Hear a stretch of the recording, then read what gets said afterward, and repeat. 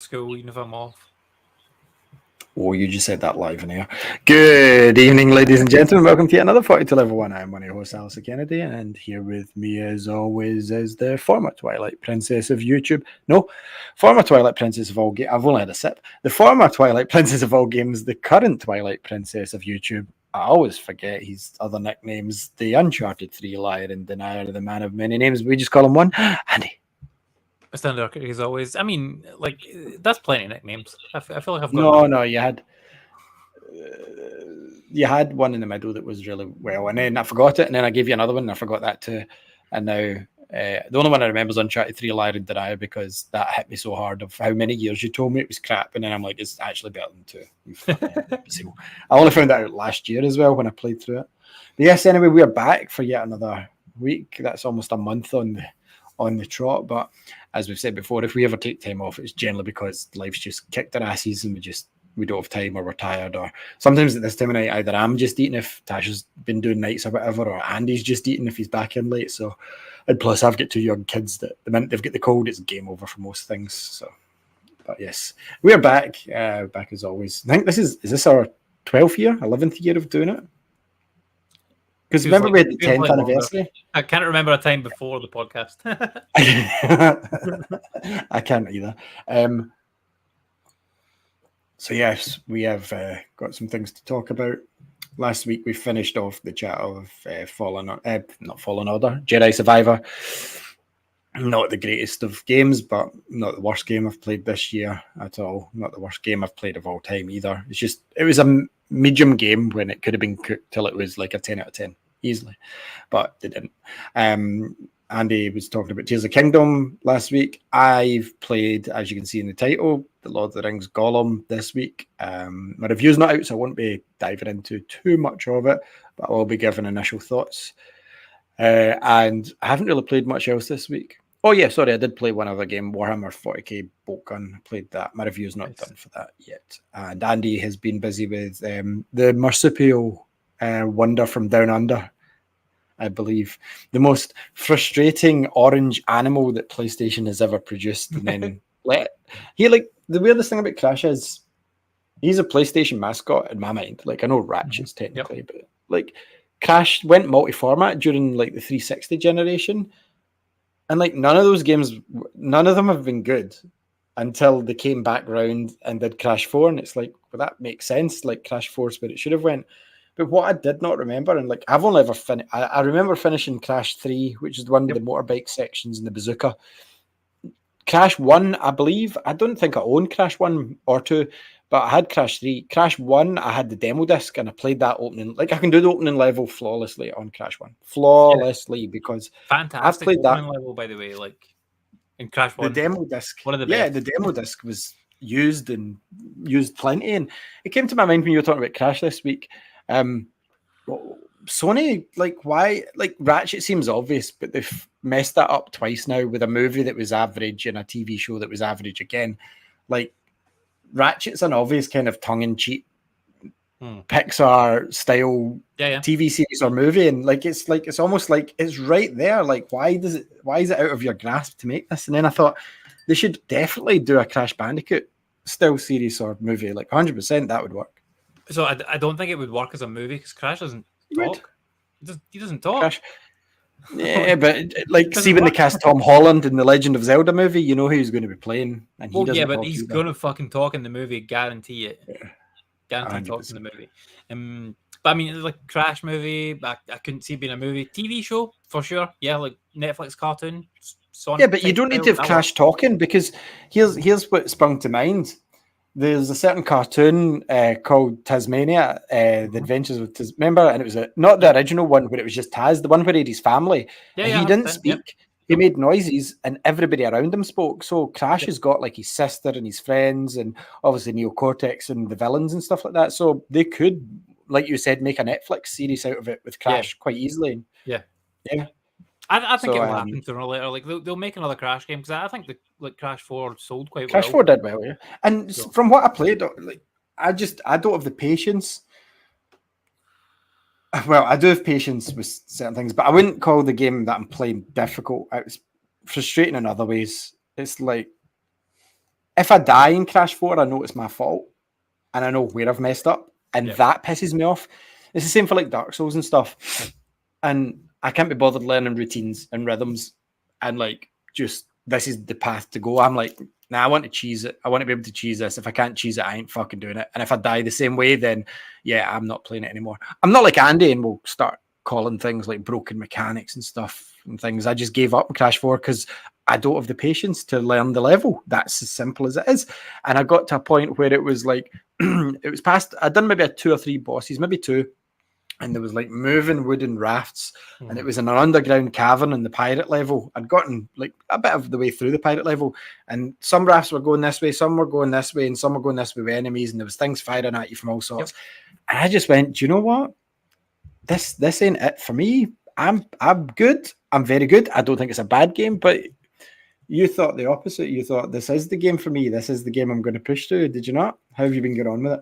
Yeah, I mean, I've been since I finished Jedi last week. I wanted to try a few different things, and this is one of the things I kind of gravitate towards because it was something on the back burner. And I didn't have too many levels to go. I got looked up and I had like 15 levels to go, something like that. And like I've been plugging away at this game all year. Like I started it like right back at the beginning of the year, just playing level or 2 here or there. Like only doing a couple of levels, not every day, but like when I was like, cool, I'm going to play Crash. Did a couple of levels, and it is a difficult game. I will say that right off the bat. It is a hard fucking game. Like this is no mean feat at all. And I'm playing it on. There's like 2 modes you can play in. So like there's one mode that's like classic Crash, yeah. which is you have like a limited number of lives and whatnot, and once you lose the lives, it's game over. Start again. Blah blah blah. Now I played it on the other one because which basically just counts up however many times you die over the level, which was to me much more entertaining because I could see my death counter just fucking going up and up and up and up and up. Yeah. When you get to some of these later levels, like just insane numbers. And yeah, I found the game difficult. But I didn't find it that frustrating because I was playing it in like kind of like short bursts. So I was only playing like a couple levels and I would get frustrated with it. I'd beat the level, be like, thank fuck for that. Cool, that's me done with that for the day. Because by the time you get to some of the later levels, it's taking like half an hour to an hour to beat some of these levels because they're fucking hard. And you, like you're saying, you do need to learn the patterns of like how the levels go. But I think like mechanically the game, like it works fucking great. Apart from those segments that you're talking about, actually. So like in those segments, the perspective, it just feels a wee bit off, and it's sometimes kind of difficult to tell where you're going to land. Most of the time, there is like a little circle that guides, like it sort of hovers below you. So like this is where you're going to land, but that only appears when you're above a platform or like above solid ground. So like when you're going along, like you're making jumps that are in midair, you don't see that. So it's difficult to tell where you are. It's his totally unnecessary gymnastic flip that he does with every jump, and it's like, just jump normally, you fucking show off. Like, it's the flip that puts me off because sometimes he does it at different points of the jump. So sometimes it will just before you land. And I know it's just cosmetic, but for me, it always messes with my rhythm. And it's like, and like you said, with those, the perspective's different because usually Crash, it's either you're behind Crash or like he's facing the screen and you're running away from something. Occasionally, 2D levels in the older ones. But the pirate level kind of pulls the camera back to almost isometric point of view, and it just doesn't help the timing of jumps, as you said. Yeah, as well. 100%. Like there's a lot of levels like that later in the game as well, where you're kind of like running away, and there's like things moving toward, like moving platforms moving towards you. That's the levels I think I found toughest. Probably not the like hardest level in the game, but like the ones that I found most frustrating was those ones for sure. Because there is levels like later in the game. There's one particular section, and I think it's Cortex Castle. It's called, where it's like fucking Cloudberry Kingdom. Like, oh my god, like there's so much shit happening, and you have to, you get the abilities through these other different masks you get. So there's like one section in the game where you're running through and you have to sort of jump, grab a mask, fall down, jump on a box, like a box that's just floating in midair that obviously breaks, then jump up, grab a different mask, change the ability, and do that in a very, very specific way to get like through this last part of the level. That's the level that took me like the most tries. I think it was 151 deaths I had on that level.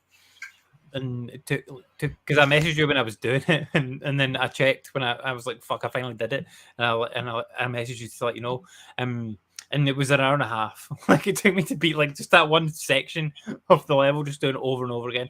But see, like by the time I got to like the last bit of it, like I could do the fucking rest of it flawlessly, like every time, and it was just that one last little section that I was like, just can't quite get it, and going from like when I started doing it, I was like, how the fuck do you do this? Like this even the first jump, it's fucking impossible. Couldn't do it.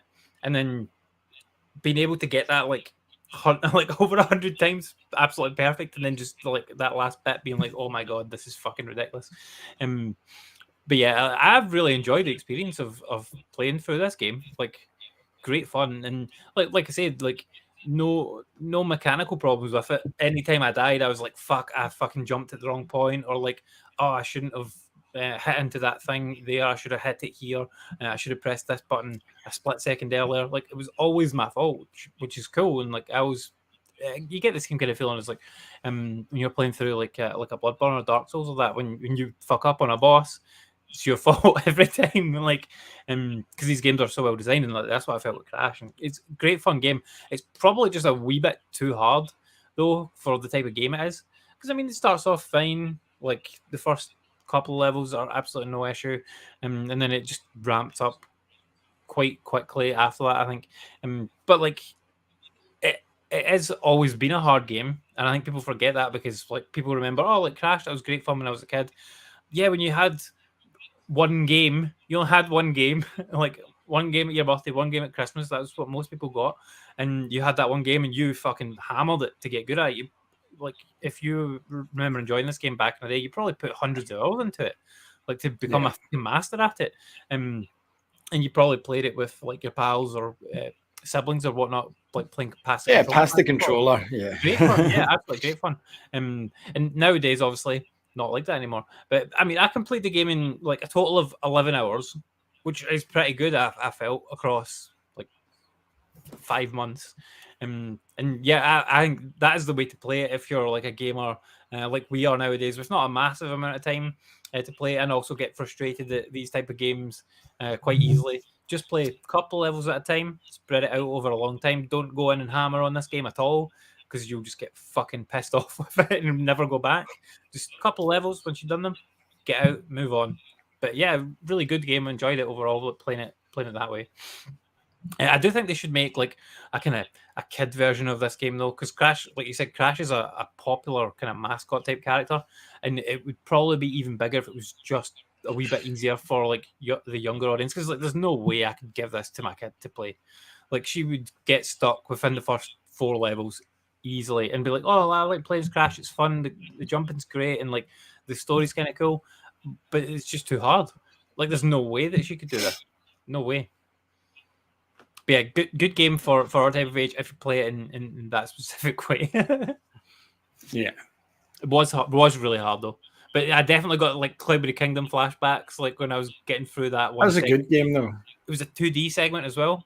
I'm like, this is fucking like this reminds me of Cloudberry Kingdom, and you remember the amount of attempts we used to have, like try to get through some of those levels back then. Like such a good game, man. That was a good game though. Like it's a shame that never came to the current the consoles, because I never ported it. You know, I would happily play that game again. Like I think I've still got it on PC, but was it on PC? Yeah, I mean, I think it was. I never think about my PC for. It was on Steam, PS3 and Xbox 360, I think, but they never put it to PS4 or anything. Yeah, it's a shame.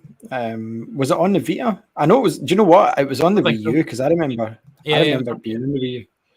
You can't buy it on the Wii U anymore, though. There's ways of getting it, though. Yeah, there's ways of getting it, and I don't know if it's no longer. You can't buy it. You can't buy Cloudberry Kingdom anymore on the Steam store. So I don't know how you. It's 10 years ago. Yeah, but good fucking game. Like, really enjoyed that game. Yeah, I did enjoy it. Sorry, Crash. Yeah, no, but I did enjoy Cloudberry. That was phenomenal. Yeah, I'm even looking at the videos. I'm almost sure that there'll be ways of finding a file to play that. Yeah, I mean, it's probably on like itch.io or something like that, or you'll be able to like get it from the face or whatever. Do you know when it'll be? No, well, it's abandonware now, so it'll be on abandonware.com. Because see, the minute a game's Yeah. not commercially available, they list them on abandonware, I'm pretty sure. Let's have a check. But anyway, what else have you been playing? So yeah, aside from that, I did also play Ratchet and Clank Rift Apart Yeah, I on finished PS5. that. Was it a couple of years ago when it Yeah, came out? I you do finished like it. myself some Ratchet Yeah, when it you came out. finished it either last year or the year before. I can't remember, but Yeah. like this is the first Ratchet and Clank game that I've actually gone through and finished because I played through what I had left of the game and completed it. But I was kind of near the beginning actually because I'd played it like when it had come out to PlayStation Plus, I think. They put it on extra a while back. Nice. It's probably one of the best, if not the best, next gen only games. Yeah, it's a really good game. Like, and it looks fucking phenomenal. Like, the graphics in this game are absolutely nuts. Really, really impressed by it, by how good it looks. And I quite like the story as well. Like the kind of dimensional stuff they had going on. Like that was kind of cool. There wasn't too much like tongue in cheek, and it was never over the top that much. But I like the whole dynamic they had with the two different main characters. They what Rivet and Ratchet, and then you I the two didn't mind people Rivet. that swapped over. Because Rivet was like the multiverse version of Ratchet. Yeah. But like, I just don't think it was the best Ratchet story. Like, obviously, I've not finished all of them, but I've played most of them back in the day. It became a game series where it was like, I was still trying to hold on to my love for mascots, obviously, which was fading at that point, and Ratchet was in the PlayStation. I was like, I need to this. I even bought that Ratchet Gladiator at one point that was like an arena-based fighting game, and it was awful. And there was another one that I had, Q-Force and All for One. I had them as well. But yeah, I didn't think the story wasn't awful, but I just didn't enjoy it as much. The best story is actually still the first one, but I prefer the retelling to kind of fit it in with the movie that they did with the 2016 remake for the PS4. That was my favorite story, but this one just kind of it didn't have enough of the humor in it for me. It was a bit more of a serious Ratchet game, which is fine. And the other problem I had was it was very by the numbers. There wasn't. I know it's got the wacky weapons, but none of them were like, "Oh my god, do you remember this weapon?" Whereas the older games, like, do you know what? Like, I know there was nothing that was like, haha, so out. funny. Like the weapons were like hilarious or whatever. But I actually enjoyed the functionality of the weapons within the actual game mechanics. Like, and I enjoyed What I fucking upgrading hate them. is I run out of fucking ammo in Ratchet and Clank quicker than I do in Resident Evil. Yeah. To be fair, I had that issue at first as well. And It's a survival action game. the big problem for me was I wasn't like I thought that I could only change to between the 4 guns that I had equipped when I was in combat. I didn't realize that I could actually change them. I think you hold down triangle. Yeah. Was it? I think it was triangle. You hold down triangle to bring up a weapon wheel, and that lets you select any of the weapons. And once I realized that, about fucking halfway through the game, I was fine. And I always had I think in this one ammo. And more so apart from than in one fight, there was one fight where I ran out and had to go scrounging around to pick up some more.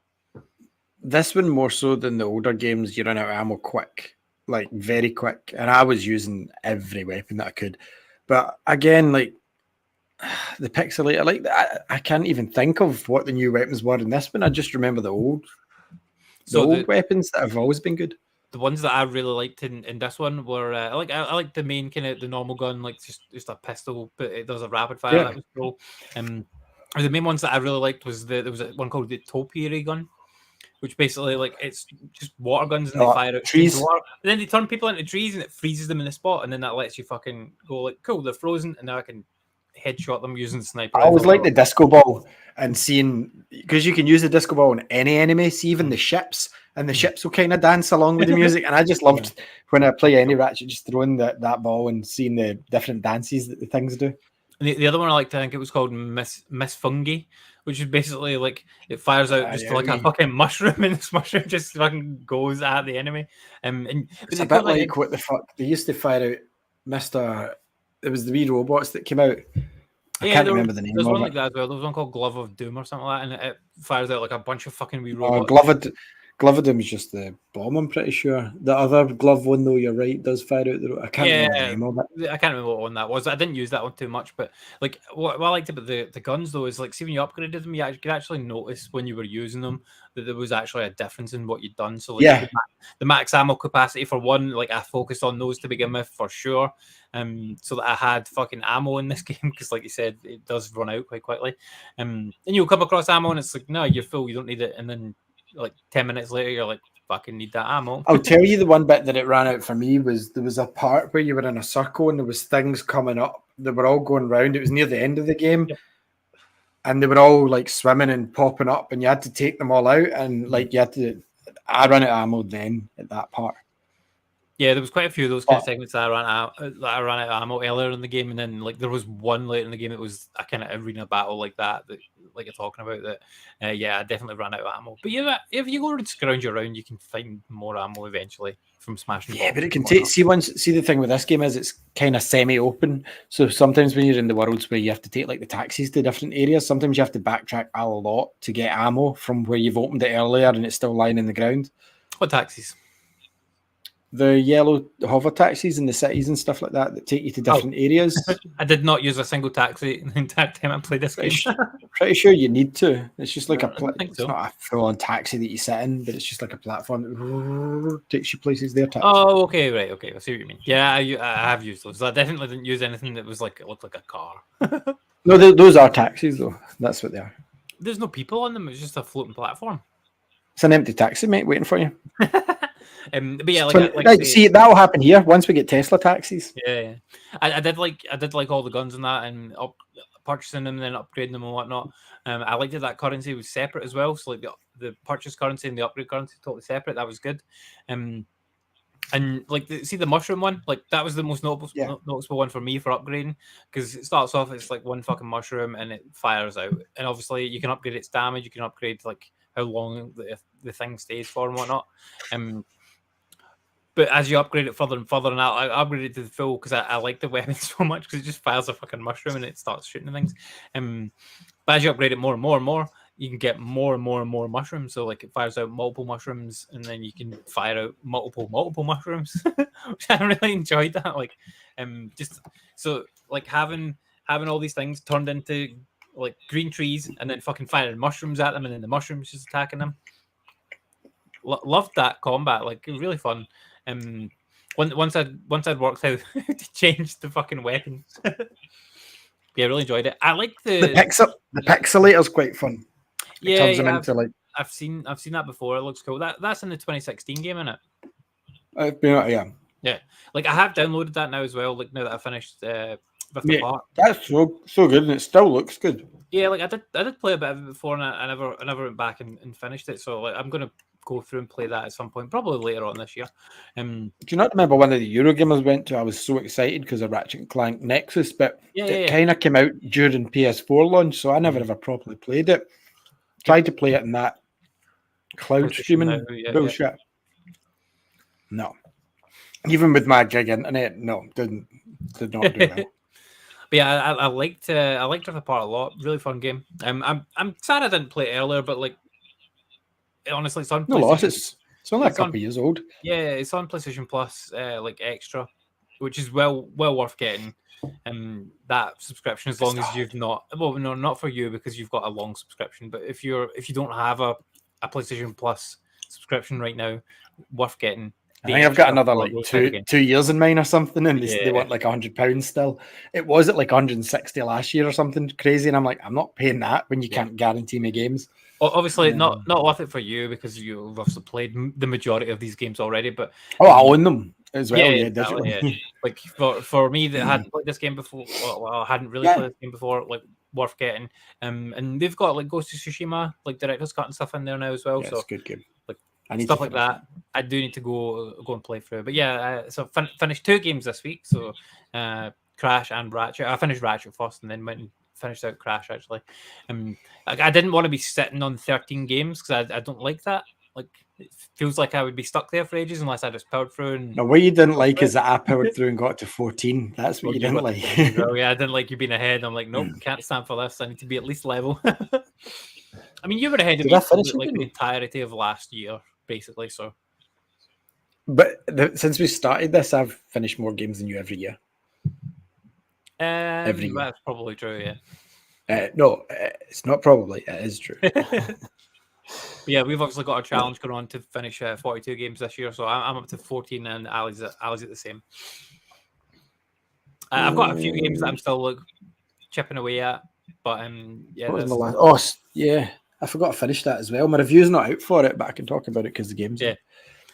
But the only other things I played was just I briefly played Shadow of War, which I'll touch on briefly because obviously there's hype, not hype. There's a kind of anti-hype this week about like Gollum. There is hype. There is. It's not really anti-hype. There's hype about Lord of the Rings in general. Just now. There's a lot of people talking about it and whatnot. So like, it got me kind of thinking like I should fucking go back and finish Shadow of War because obviously I played Shadow of Mordor when it came out, finished it in a weekend, platinumed it, fucking loved it, amazing game. And then long-time listeners of the show will know what happened with this one. Andy bought it day one, excited about it, played it that day or the day before the show, came on the show and said it's a piece of shit, I'm never playing it again, it's full of microtransactions, and he never did. That's what happened. I Shadow of War, I boycotted it until they removed the microtransactions. Is actually what happened. But then I did buy it. I did buy it once they removed the microtransactions. Yes, 100%. And I did play it for a little bit and kind of like it was a long time after it had come out by that point, and then never went back to it. But decided I think I'd played like 3 hours, something like that. So just kind of the beginning tutorial section of the game, basically. So decided, cool, I'm gonna go back, try a bit of this because I wanted to play like a kind of actiony type game. And no, you wanted to play Lord of the Rings. And yeah, I wanted to play Lord of the Rings, yeah. And you know, like it took me maybe like a couple hours to kind of get back into the swing of it and like accept that yes, this is an older game and it's not going to look that amazing compared to what I've just been playing because like Ratchet and Crash, both PS5 versions I was playing, so obviously those look fucking great and they're obviously like cartoon ones as well. This game does not look anywhere near as good as those because it's a PS4 game, and it still has a lot of like PS3 360 elements going on in it because obviously it came. This could have 100% been released on PS3 and 360 because it looks the same as Shadow of Mordor that was in both. Yeah. I mean, in Shadow of Mordor, I think it was the Nemesis system wasn't in the last gen version of the game. That's right. So like the enemies won't remember you and change tactics or be aggressive towards you and stuff, which is awesome. I've never finished it, but I need to go back to it. But I've recently rebought them. Start of the year, I think they had a big sale on, and it was like the Game of the Year editions for both of them. So that's all the DLC, and it was like £16 on PlayStation. So I was like, yeah, I'll buy them and restart it at this point. And I put some good few hours into Mordor, more than I was on the Xbox anyway originally, and it's so much fun. Like, see, especially if during a battle for some reason the target escapes, you'll get a cutscene of him running away, and then like later on in the game, nowhere near that, he might go, "This is for the last time," or you might end up in an ambush. And it'll be the guy going, "This is for what you did. You took my eye out the last time." Yeah. It's so good. If they go away, they get an injury, or you chop their arm off, like that. Yeah. Sort of thing. There was one guy I was fighting in yesterday in Shadow War where it made me. The guy was too high level for me to like recruit him into the army.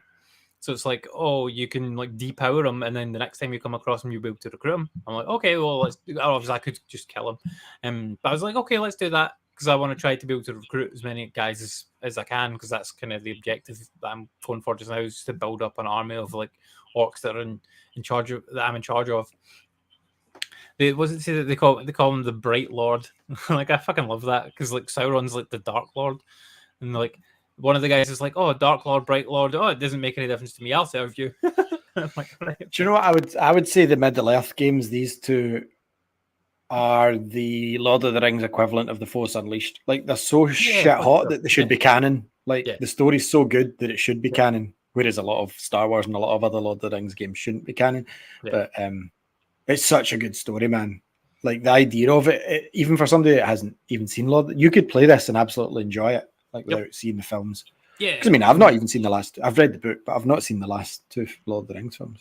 I mean, yeah, if you've read the book, you know the story. So, but yeah, I think this game and these two games really do a really good job of fitting into that world in a kind of like blank spot that is not really written about that much. And I like what they did with the story as well. It's quite interesting, and they made a quite a good character in Talion. And yeah, totally. In this game so far, I'm enjoying it. I think the reason they didn't is because of like the backlash they got from the backlash. Yeah, but that game, and I think Battlefront 2 also, the reason we didn't get Battlefront 3, because Battlefront 1 and 2, the new ones, they were fucking good looking Star Wars games, man. Like the graphics in those, the areas you went to, they were fun. Me and you had some great moments on it in the PlayStation. And I think just the microtransactions, because both these games, they had to go back in and remove microtransactions, because at that point folk had just had enough. They were like, are you fucking kidding me here? Like, you've locked every bit.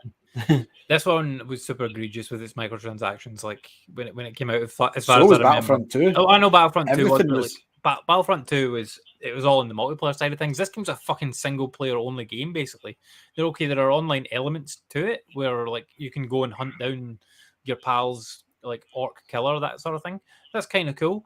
But like this game is predominantly a single player game, and you were fucking buying mithril to buy like things in a specific shop and all this, and they did away with all that, thankfully, before Ubisoft still do that with Assassin's Creed. You can get your Helix credits to stop the grind. I do not bullshit that shit, man. Yeah, I hate that. I hope they don't do that in the next game. I don't think they will. Not in Mirage. I don't think you'll need it in Mirage, because I don't think it'll be as grindy. No, don't think it will be. But yeah, Shadow War, I'm enjoying it so far. I think I've put maybe like 5-6 hours into it now. And I'll keep going with that over the course of the rest of the year. I shouldn't probably start a kind of bigger game like this, but you know what? You should. It's fun. Yeah, but I need to beat a lot of games still this year. Still a long way to go. A couple of weeks away from Final Fantasy as well.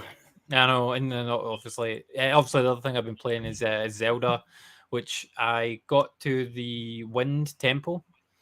Which, do you know what? It was a fucking bastard to get up there. I don't know if you found like getting up there to be annoying. Do you not remember? I didn't though, because you not remember I got there early and I was stuck because I couldn't activate stuff. I'm like, why? Because I seen it in the sky and it was one of those points, and that's the cool thing about Zelda. And I'm like, oh, cool. I'm going up there. Sorry, it was the water temple. But I got all the way up because the water temple is just as annoying to get to. And I got there and I'm like, I started doing the puzzles. I'm like, this is great. And then I'm like, why the fuck is this not? And then I realized I've got to do the main mission quest to get the guy to come up here with me, because I need his power that I don't have at the moment to do stuff. And I'm like, oh shit. But for me, it wasn't too difficult to get there because obviously I've been focusing on my stamina wheel. So I've basically got 3 stamina wheels. So it was easy enough. And like, once you learn to manipulate bits of the environment, literally go to the Sky Island and then just float most places that you want to.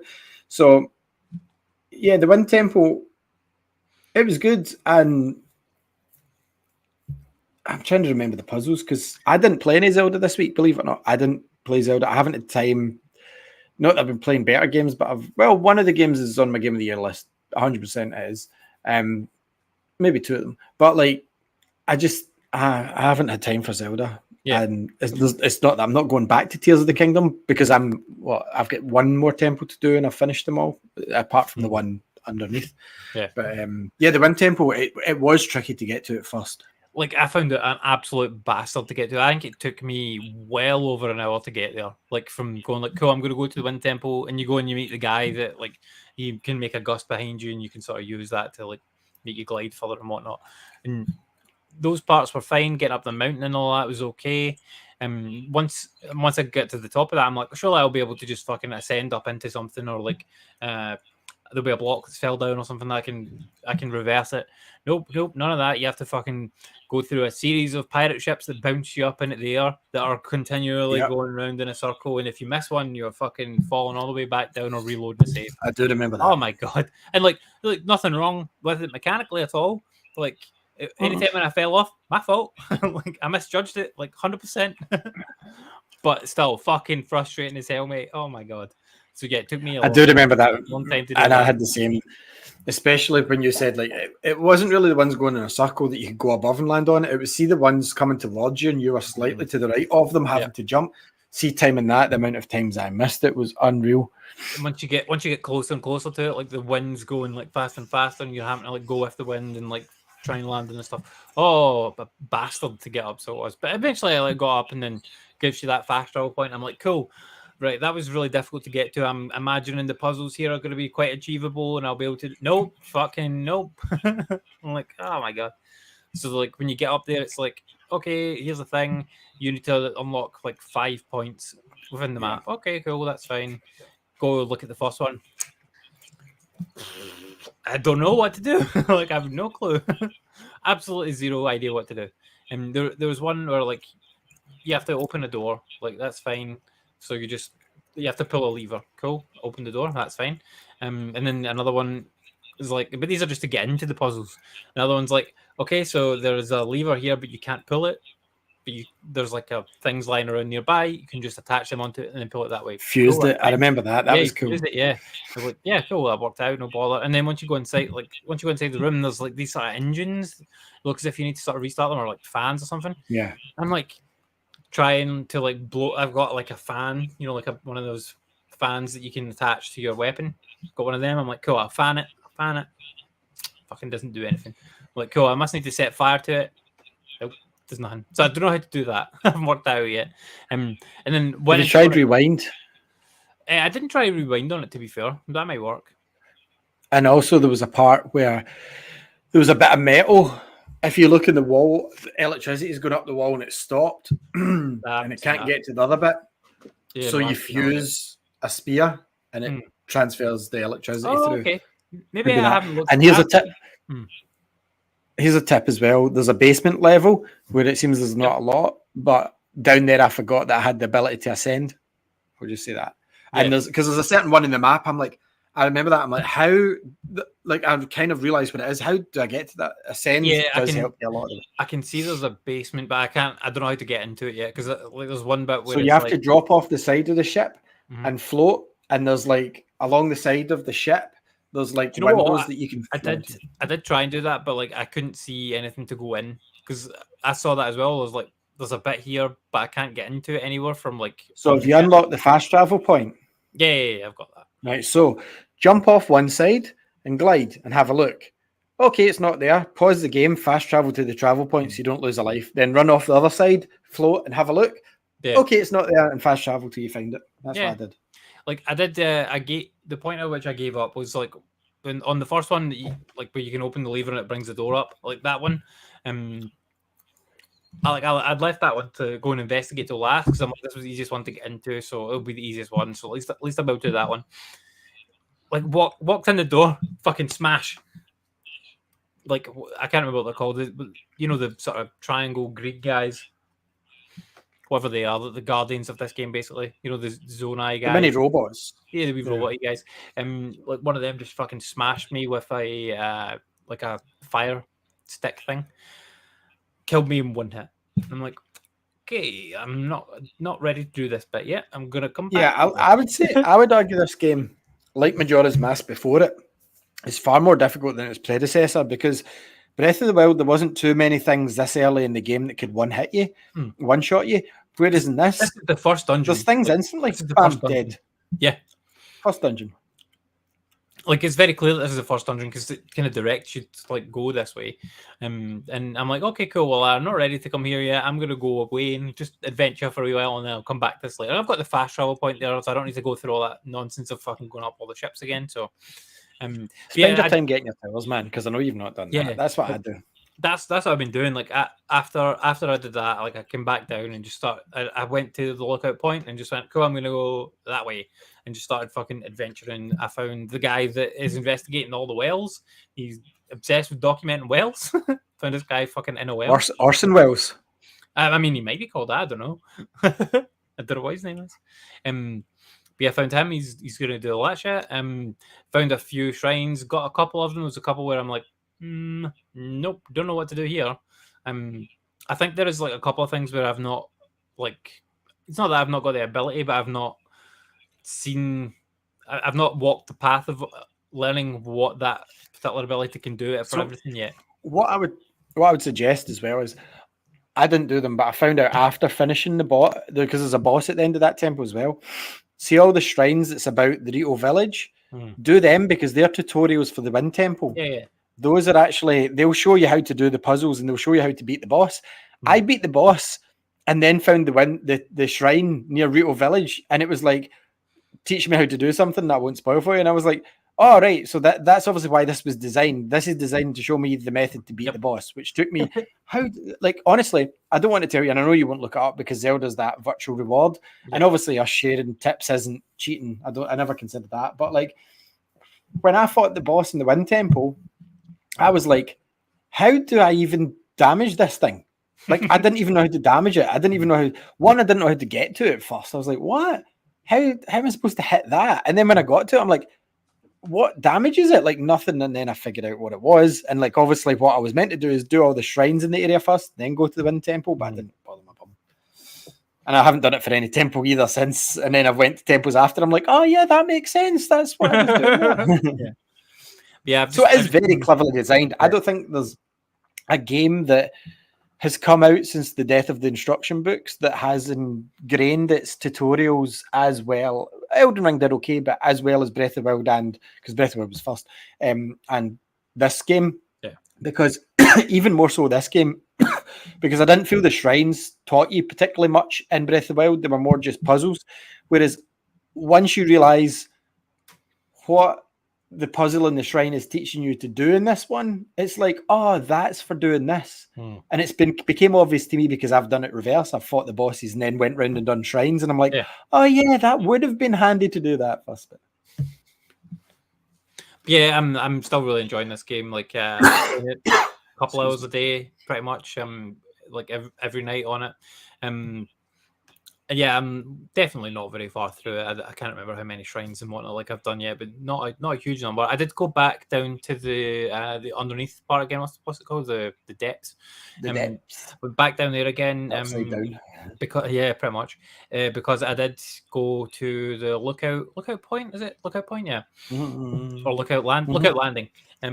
Went to there. I call it lookout point. That's my fault that you're calling it that. Yeah, the episode was called. Was there not something similar in another? Anyway, it wasn't another one because this has been built outside the castle. Remember, and it was just a big field last time. But yeah, I went back to there and I spoke to the guy who deals with the pad, like deals with the switch. So spoke to him because obviously I want to get that shrine detector and stuff. And he's obviously like, oh, I'm gonna go down to the fucking the basement of the underground and like just go and have a wander, like come and take a picture with me there. Like, all right, okay, so like I've got the camera and stuff now, so we went down there and followed his sort of path, which wasn't too difficult, using obviously the bright bloom seeds and whatnot. And I kept killing myself though when I was down there because I was using bomb arrows to kill stuff, because the bomb arrows fucking kill stuff in one hit, which is awesome. But if you don't let the bomb arrow go in time and the thing comes up too close to you and then you fire it when it's here, it fucking blows up and you die. Which is all like obviously all my fault again. But yeah, I died a few times for doing that. Once I managed to like kind of sneak around a little bit better and shoot things from further away, I was fine. But yeah, did that, took the picture, went back up. I've still not got the shrine thing unlocked though, because he sent me to go to, what was it? Is it Kakariko Village he wants me to go to? You have to get his lab at Hanton Village. Yeah, sorry, that's it. Yeah, wherever that is, and that was obviously in the last game, but I have fucking no idea where it is.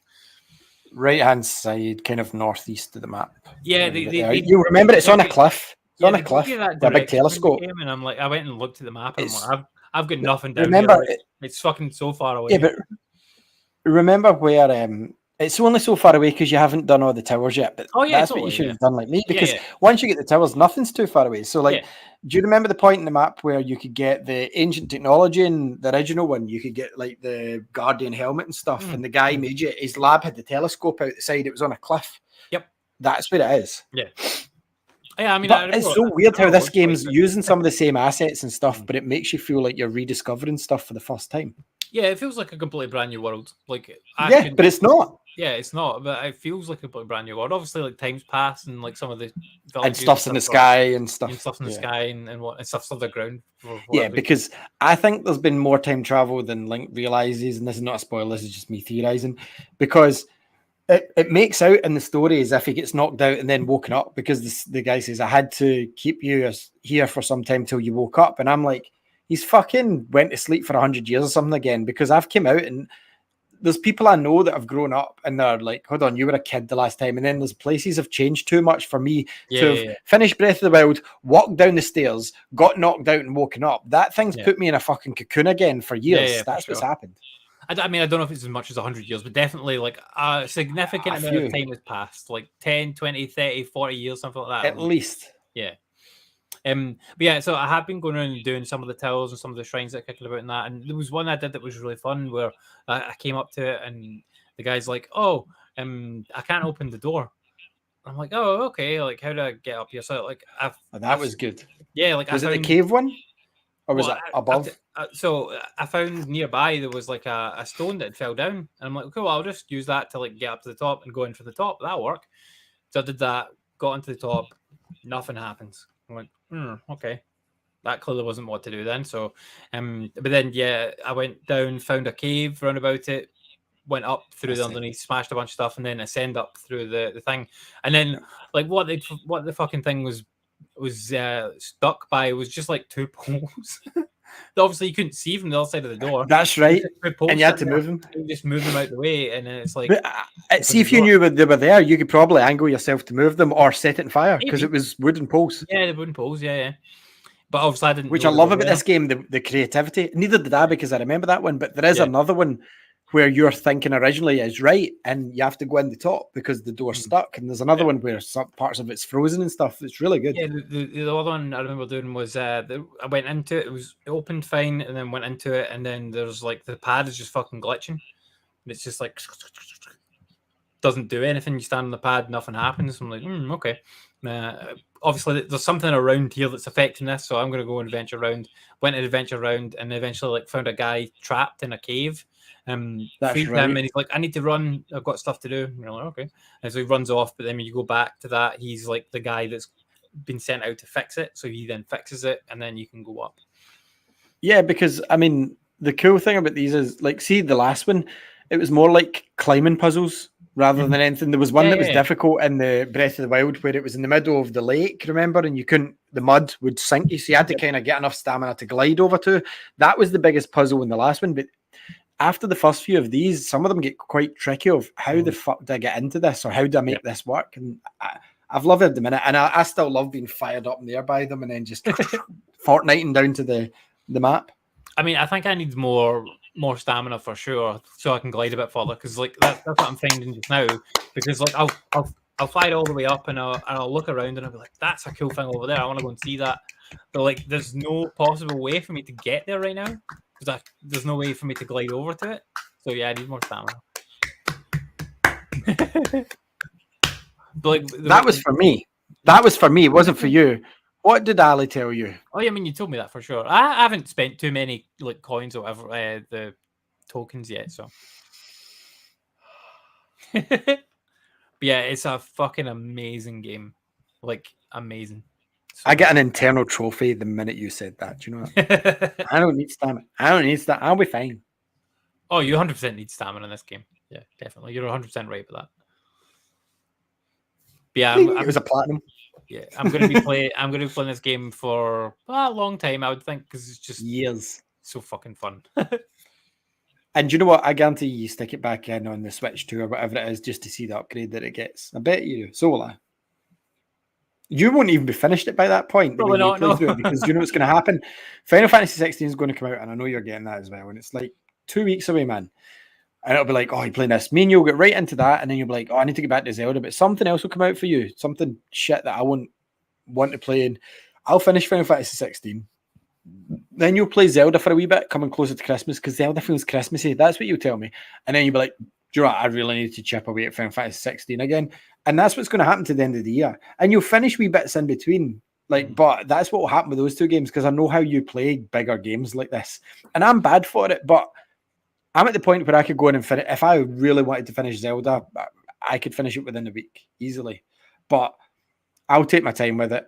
And I don't want. I remember I told you the other week. I got to the point with Zelda where I'm like, I don't want this to end at the moment. I want to go and finish it now. Yeah, totally. I'm not rushing at all. And the thing is, like with my Switch, obviously my Switch, I play it entirely in handheld, and it's an original day one Switch, so the battery is lasting probably 2 and a bit hours on a full charge now. Yeah, I forgot how bad the batteries were. Because I get like on the OLED, even though it's a brighter screen.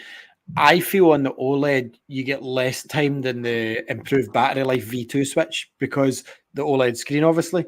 Yeah. You get more time out of it, though. I think, see, if you were using your Joy-Cons, you'd get less time because they're using battery, but see, because you're using, like me, the what the fuck are they called? The Hori Not split the Pro pad. Controller. Split pad. Yeah. They don't take as much battery life. But my OLED, I get probably I would say about 5-6 hours out of it. At least 5. But when I had the V2, mate, I could get 7 hours out of that thing easily. Yeah. Out of the V2. The one that Lexi's got now, you can get 7 hours out of that. Yeah. Like sometimes Lexi hasn't charged it in weeks and she doesn't ever dock it. So I mean that's probably the main thing that's impacting on me, like playing Zelda, is like when I'm getting into it, it's like, oh, my battery's dead. I'm like, okay, well, I guess it's time to stop playing for tonight then. Oh, look, the sun's up. Shit. yeah, that is the thing. Are you hiding your chin even more than just under a beard, or is your camera slipped? Because I just realised. Oh, my chair sinks sometimes, like it does. Yeah, because at the start of the show you were up here, and now you've kind of went like this. The chair sinks. Hold on. In about 10 minutes you were like this.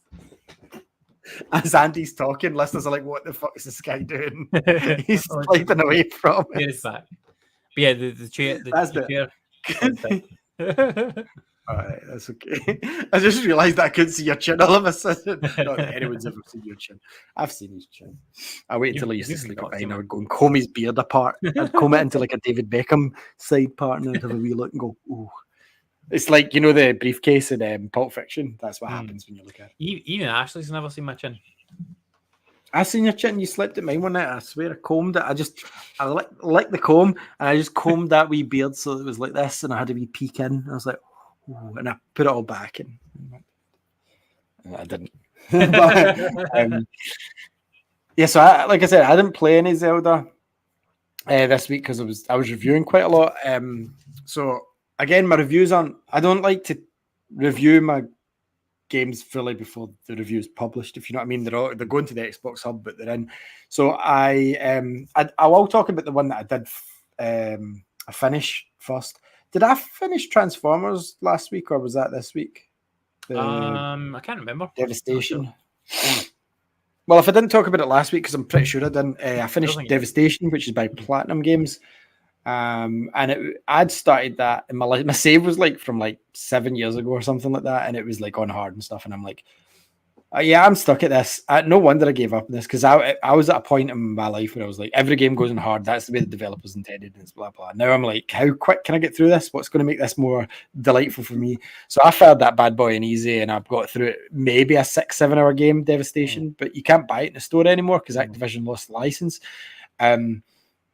See, once you know a Platinum game, you can play any of them. Like I'm sure last year I finished the Turtles one for my list, the Turtles in Manhattan. That was a good game once I fired it down to easy. I was making it fucking unenjoyable for myself back then. Like, I'm going to go through my list of games and say, what games did I fucking ruin for myself because I put up to hard back then? And like, don't get me wrong, some games I would just finish in hard, but see now, I don't give a fuck if it's in hard. Like, if I put it on normal and a enemy pisses me off slightly, I'm going straight to the options. I'm restarting a save file these days. I have no shame in that, my friend. I can finish more games doing it that way, and I know you've always kind of been like that, but even more so these days when less and less time's available to do it. I want to enjoy the game. I want to be in the conversation. I want to talk about it when it's fresh. Games like Zelda obviously is no difficulty, and obviously Final Fantasy, I doubt there'll be a difficulty. There may be, but I doubt it. So I was playing Transformers Devastation. That's a phenomenal game, man. Like, I wish I didn't this to give up to you, because I'm pretty sure you'd enjoy it, because it's like a G1 story, original Transformers, and because it's all that cell shade, it looks like a fucking cartoon episode. You get to choose your Autobot or Dinobot, well, Grimlock, one Dinobot. So it's like Optimus, Bumblebee, two Who Gives a Fuck, and Grimlock, I think it's Ironhide and Ratchet. But unless it's Jazz, then who cares? Or Hot Rod. Hot Rod wasn't in it. I'm really fucking pissed off Hot Rod wasn't in it. So, and Hot Rod doesn't get a lot of love with Transformers. Can I just say, he was one of my favorites. My favorite Transformers as a kid. Hot Rod was probably my favorite after Grimlock, right? So I've got Grimlock, Hot Rod. Jazz was my third favorite. Then I liked Bumblebee. Then I liked Optimus, because you had to like fucking Optimus Prime, right? But Hot Rod, even in the movies, he get fucking... Last night it wasn't even red. He was like a black Lamborghini with an orange stripe, and I'm like, that's bullshit. But there is a new game coming out this year called Transformers Reactivate that everybody slept on. The trailer gets shown and it looked kind of like a Titanfall game. Oh, there's been screenshots leaked. This is a fucking third-person action game, Andy, like in the style of The Division and shit like that. You can team up with Autobots, you can roll out. This is the fucking Transformers game I have wanted, and it looks fucking amazing. The beta's going to be soon, I hope. I'm hopefully going to get into that. But Hot Rod's in it. It's been confirmed because there's been playtesters leaking screenshots, and I'm like, at least I can go Hot Rod. Big up for War for Cybertron and Fall of Cybertron because Jazz was in that. You could play as Jazz, and that normally doesn't happen. But they've turned all the servers off for those. And I only found that out the other day because I went on to play Transformers and Fall of Cybertron, not Devastation, because I finished that. But Fall of Cybertron's one of the best games. If you can find a disc copy, the PS4 when it still works on PS5, phenomenal. It's about the last days of Cybertron, and part of the story is the Dinobots are in this one, and obviously you find out why Grimlock left his post in Cybertron and stuff, and what had happened to him. They had online though that was like just deathmatch and stuff, and see just zooming about those maps, fucking being able to transform at any point. Like, I hadn't played it since the PS4, so that's been a good 2-3 years, and I was like, do you know what, I'm really in the mood to zim about for that. They've turned the servers off because the game's unavailable. I'm like, you fucking dickheads, man. That was so fun. It was really fun. So yeah, I played that. Devastation was good, like I said. I would say the Turtles was more difficult because the jumping of them was a bit lighter feeling, whereas the Transformers felt like they should when they jumped about. And yeah, I mean, there's probably more platforming stuff in the Turtles game as well than there was. Yeah, in this. Transformers is more like should roads and platform game. Like, I mean, there's buildings you have to jump up, but it's not like platforms. Sometimes you have to jump up a few things to get to the highway, but it's mostly roads or underground tunnels or laboratories and stuff. There's not really platforming per se. It's all fighting, and just being able to upgrade to like Optimus's axe or swap out for his sword, and you've got like the D-pad's got your 4 weapons. So like I was running about, I like having the standard blaster, having a rocket launcher kind of thing or a grenade launcher, and then having the axe and having the sword. I mostly played it as Bumblebee though, because even though he's weaker, he's faster. So if you get into trouble, you can just transform and zoom away. And there's a few levels where like the AI kicks in and plays alongside with you, and it's pretty cool seeing all the Transformers fight the Decepticons. Well, sorry, the Autobots fight the Decepticons because they're all Transformers. I just really liked it. So I would say that you would probably enjoy it because I'm pretty sure if this game's in its pre-owned form, it's below £10 or something, you could knock that out in a couple of days and you'd have a good time with it. Because Transformers play a bit of it like Devastation at one point. I don't remember if it was like on PlayStation Plus or like somewhere like that. So like I need to have a look in my library. You might be right, but have a look in your library for it. Plus, fire that and easy and just have a blast with it, man. I did have a look on the store, like after you'd said, like, oh yeah, I remember that game. And I went and looked on the store, and I'm like, oh, it's not there, so like I can't buy it. But then, like when I was thinking back, something tells me it's on Plus. Yeah, I'm sure it was on Plus at one point. So like I should have it in my library somewhere. So I should be able to download it if it's in amongst that, because I downloaded all of the Plus games for all time basically. So yeah, like Fall of Cybertron wasn't, but and that's a shame because that game's phenomenal. Like War for Cybertron's good as well. Like I'm probably gonna. I can't even pick them up on PC because they've been delisted. I'd really wanted to play War for Cybertron, but it wasn't made backwards compatible. And the thing is, Fall of Cybertron isn't backwards compatible either. It was only upgraded for the PS4, and I don't think it came to Xbox, the Xbox One, that one. Right. But those games, it's a shame because Hyman Studios made them, right? And it was doing so well for Activision. But do you know what happens when a studio does well for Activision? They make you're working in games. Yeah. Yep. I'm sure I had a rant about this years ago as well. It's like the third Transformers game ended up being kind of half cancelled and half made into a movie adaptation. Remember with Rise of the Darkspark? And it was awful. It was like the best parts were the Cybertron levels. And it was like, these are made by the original team. Then they've clearly got the interns to make the movie version. And they smashed them together and it just did not fucking work. And it was so boring. And I got a review, early copy of that this summer. But it was like, oh, cool. This is so clearly what's happened is you've started in the third game. They've went, what have you done? 4 levels? We'll finish it. And then they've made the 6-7 levels as a movie game by a shit team. And they've called it The Rise of the Darkspark and tied it into the fucking film at the time. I'm sure I played that one because I'm sure we got a review code. You did that. Because we got a review. We got a disc, and I gave you the disc, and you gave it back. We both played that one.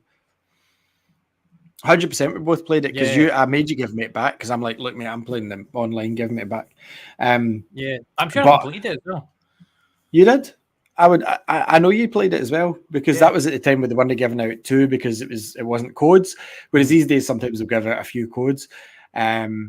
So yeah, the Transformers games are phenomenal. I can't wait for Reactivate, and like the fact that it's online, like I don't mind games like Fortnite and stuff like that when you can buy shit when it's a property I'm interested in. Like I can't wait to get this Transformers Reactivate. I will be getting whatever deluxe edition that gives me all my Autobots and stuff that I want from day one. I don't give a fuck. This will be my new Fortnite buying stuff on it, by the way. I can already tell if I can run about in a multiplayer game, transform anytime, and it's an open, semi-open world map, kind of battle royale style. Fucking sign me the fuck up, honestly. So, talking of Rise of the Beast out next Thursday, we're going to go and see that. So, not next Tuesday's show, but the following week we'll have coverage of that as well to talk about. I don't think it's a tie-in game, but I forgot. I kind of forgot. But I thought Tasha would have been working. But the toys all come out tomorrow, and I pre-ordered Leo, the Optimal Primal toy, the Smash Changer, because it looked fucking awesome. And it arrives tomorrow, and I'm like, she's off. So it'll come because she'll go, I'll take Leo out and let you do your writing as long as you do the dishes. That's what she'll do. And I'll play some of my game that I'll play Warhammer because I've not fully finished it. I'm near the end of it. But I like finishing my games. I get as close to possible as finishing before I review them. So Warhammer Bolt Gun. If you like Warhammer, buy this game. This Space Marine aside, this is probably the best Warhammer game I've played. Like not counting in Blood Bowl. It's fucking awesome. Like what they've done is they've done it in the style of an old FPS like Wolfenstein, Doom, Quake. And I love those games. I still love them to this day. Quake's especially got a special part in me because I get sent to the head teacher's office because I realised I could email it to the entire school with 2 emails if I separated the sound files and then just put them back together on your desktop and we can have LAN parties, and that's what we did. And I get into trouble because they can trace back where the files came from. And it was my email. So Bolt Gun's like that, but it's with modern controls and modern features. Honestly, so I've played every Halo game, and Master Chief's meant to be this badass space marine, right? He is. Yeah. No pun intended. He's a space marine. I've never felt overly powerful as Master Chief. Never. It just feels like seeing this game. I feel like a fucking tank in armor, man. Like when you charge at those wee fuckers, I don't know what their names are, but I'll find out from a review. But like when you charge at them, you can splat them. You've got a fucking sword. You can just whack things. Sometimes there's big black versions of you. Chaos Space Marines. They come at you, and I'm just like, right, let's go, motherfucker. And the shooting, even with the Xbox, is pitiful. I would love to play it with haptics on the PlayStation. It feels so good, man. Every gun feels different, even though it's pixelated. It looks old. There are sliders, so you can kind of adjust how old it looks, if you know what I mean. Like you can bring it back down to total fucking texture-based packs, like sort of stuff, or you can kind of not really smooth it out, but just lessen the old school effect. The story I'm going to have to read up on because I'm not really sure what's happening. I don't want to ruin it for anybody either. But if you like shooters and you're looking for something that's kind of arena style based, like Quake, where it's like drop in the map, wipe everything out, find a few secrets, get the key, move on to the next level. This game's like fucking 17 quid. Just buy it. Honestly, it's so much fun. I was surprised by it. I know I'd heard things from Warhammer fans that I know going, oh, it's good. And Andy told me one of our other friends had said it was good. But then when I played it, I was like, I'm not overly fussed by the franchise, but this is a fucking good game, man. Like, really good. It's one that Andy has to pick up, like 100%. Because you like the franchise so much, you will love this. Even though at the Xbox Hub, I'm kind of becoming the guy that writes the Warhammer reviews because they kind of get left. I'm having fun and I'm learning some stuff about the universe, and that's all that matters to me, and that's all that matters to the community by the looks of it. Warhammer guys mostly seem cool, mostly.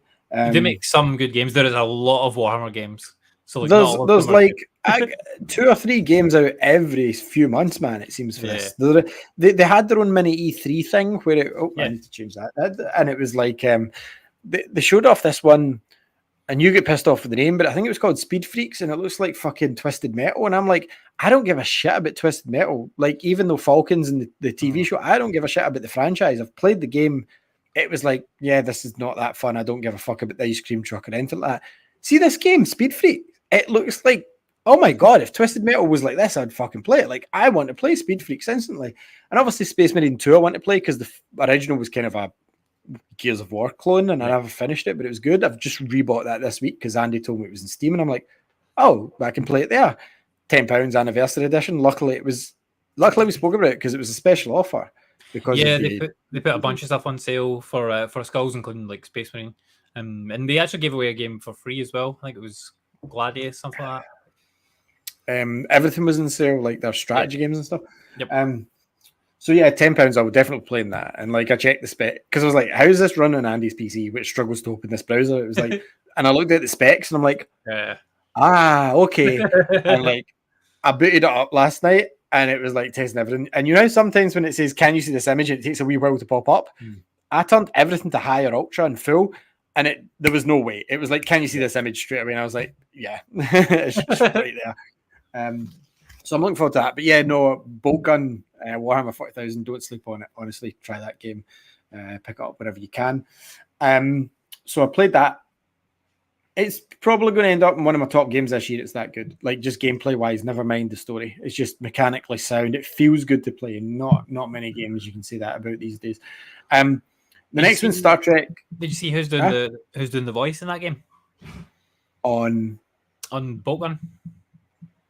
Who does the voice? Yeah. I haven't started my article really yet on it. I've done my notes, but I haven't researched my bits for my. Well, it's Rahul does the voice of the main character. He doesn't speak much. Yeah, but he does the voice. Cool. So I do like Rahul Kohli. He's a good guy. Star Trek Resurgence, is that the name of it? That's right. Yeah, that sounds. I think I got it right. So I got this to review because I've done some other Star Trek reviews for the site as well, and I'm a Star Wars guy, not a Star Trek guy. But this game floated my boat. Like, the Titanic wished it had the floatness that this game did for my boat. So I seen the trailer for it because I was like, yeah, I'll do it. And the editor was like, I'd hope you see that because obviously I just done Star Trek Online, the patch that they done for Series X. And this game's this is phenomenal. This, like, okay, we have got, did you send me a message? Nope. We have got Zelda and obviously Final Fantasy to consider, and Starfield. This game's amazing. Like, I looked at it and went, oh, this looks like a Telltale game. Guess what? Turns out it's the Telltale guys that made it. Yeah. Just with their new studio, obviously. And I know some of the licenses went to Skybound Games and they're making similar games, but not all the Telltale game studio went there. This is the actual devs, like studio heads, production leads, writers, and everything. This is basically Telltale that went, fuck it, we'll do it ourselves. This game's incredible. Like, it's much longer than most Telltale games. I wouldn't say it's a long game, maybe about 15 hours, maybe below that. I never looked at my final time. The story's fucking phenomenal. The characterization, the personalities of each of the characters that you meet, you get to play as 2 characters in this. And what I really loved about it is Star Trek. You've seen it. I've seen it. Most of the time, you are spent in the head of the ship. You're with the captain. You're with the science officer. At most, you go down to engineering. This one puts you in the shoes of the first officer, which is like your Riker, your number one. You're that guy. Or you can, you swap between them. You play as one of the lower deck engineers, which means the basement guys that run the ship that you don't see on any Star Trek apart from the cartoon lower decks. But it was so cool to see the duality of these two and how their individual actions affected the story overall because they're each doing their own thing with the ship and stuff. And then you get to visit different worlds. And this is more like a modern Telltale game. This isn't just a point and click. So it's a bit like more like Guardians or Batman and stuff, where there are parts where you have to go and investigate stuff. It's never overly complicated. But you get to explore alien planets. There's shootouts, there's shooting in this game. It's not going to win any awards for, but Star Trek. If you know how Star Trek shooting looks shit, it's like pew, and it's like a laser. Yeah, that's what the shooting's like in this, like pew, pew. So it's authentic. Yeah, but it's not like a Wild West gunfight. Like, you know, in Star Wars, you get manned, you've got lasers going everywhere because stormtroopers can't shoot as well. But like, you remember Star Trek? It's like duck, duck. It's kind of like that. It works for the most part. The cool thing is, if you mess up at a section too many times, it gives you the option. Do you want to see this section in story mode? Doesn't punish you for doing it. So see, I get stuck a couple of times and I wanted to get this done for review, and I was just like, yep, story mode it, and you get to watch that section or play it without taking damage, because sometimes you get 3 hits and you're dead and it's restart. I get pissed off a couple of times, so I was like, restart. Honestly, the writing, the character, the voice acting, there's a couple of famous actors in it from Star Trek that I don't want to ruin for everybody. But they play their I can't think of the word. They play their respective roles. However you would say it, respective roles.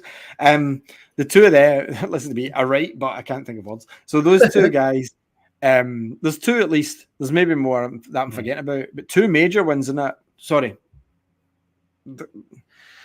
This isn't, if it's in the trailer, it's not a spoiler, right? That's the rule. Yep. So Spock's in it. The other guy that I'm talking about isn't, but he's played by his original voice actor, because obviously Leonard Nimoy's dead. Yep. So instead of going to like Zachary Quinto, who played Spock in the movies, and I can't think of the guy that's playing him in Strange New Worlds, they got a voice act.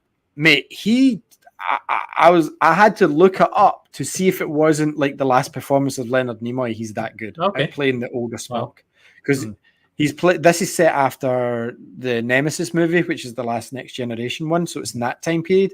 But it's so fucking. I just love the whole story in it, man. And like, do I trust this guy? Do I not trust this guy? And there's a lot, like, obviously your actions affect how others feel about you and how they'll react to you down the line. And mate, you're not the biggest Star Trek fan like me, but play this, please. You will love it, just simply for the way that the decisions. I feel it's almost as if Telltale went, see what we did before? Let's fucking up it a gear. That's what this is. And I know they were kind of building up. In a way, that's a lie, because obviously with the Batman and games like that, it felt like they were building towards this more action-y based kind of game. But they've made it there now with this one, and it feels on point for the universe it's in. Like, sometimes you're like, why are they walking like with a certain way? And then you realize Starfleet's technically an army. They've got a rigid like walk. It's not graphics, because some of the graphics are like, wow, oh my God. But then you realize it's a Telltale game and it brings you back down, because some of the things it's like, and see if they could combine, if half the team from Star Trek Online could meet with the team from this and make a Mass Effect style fucking Star Trek game, that would be phenomenal. But I would say this is the closest that you will get to playing fucking the best Star Trek you've ever seen. The story in this is broken up into like individual episodes, like it's a brand new series. And see, because of the acting in it and the script writing, it's up there with the best Star Trek I've ever seen or watched. Except I got to take part on it this time and make some decisions for myself.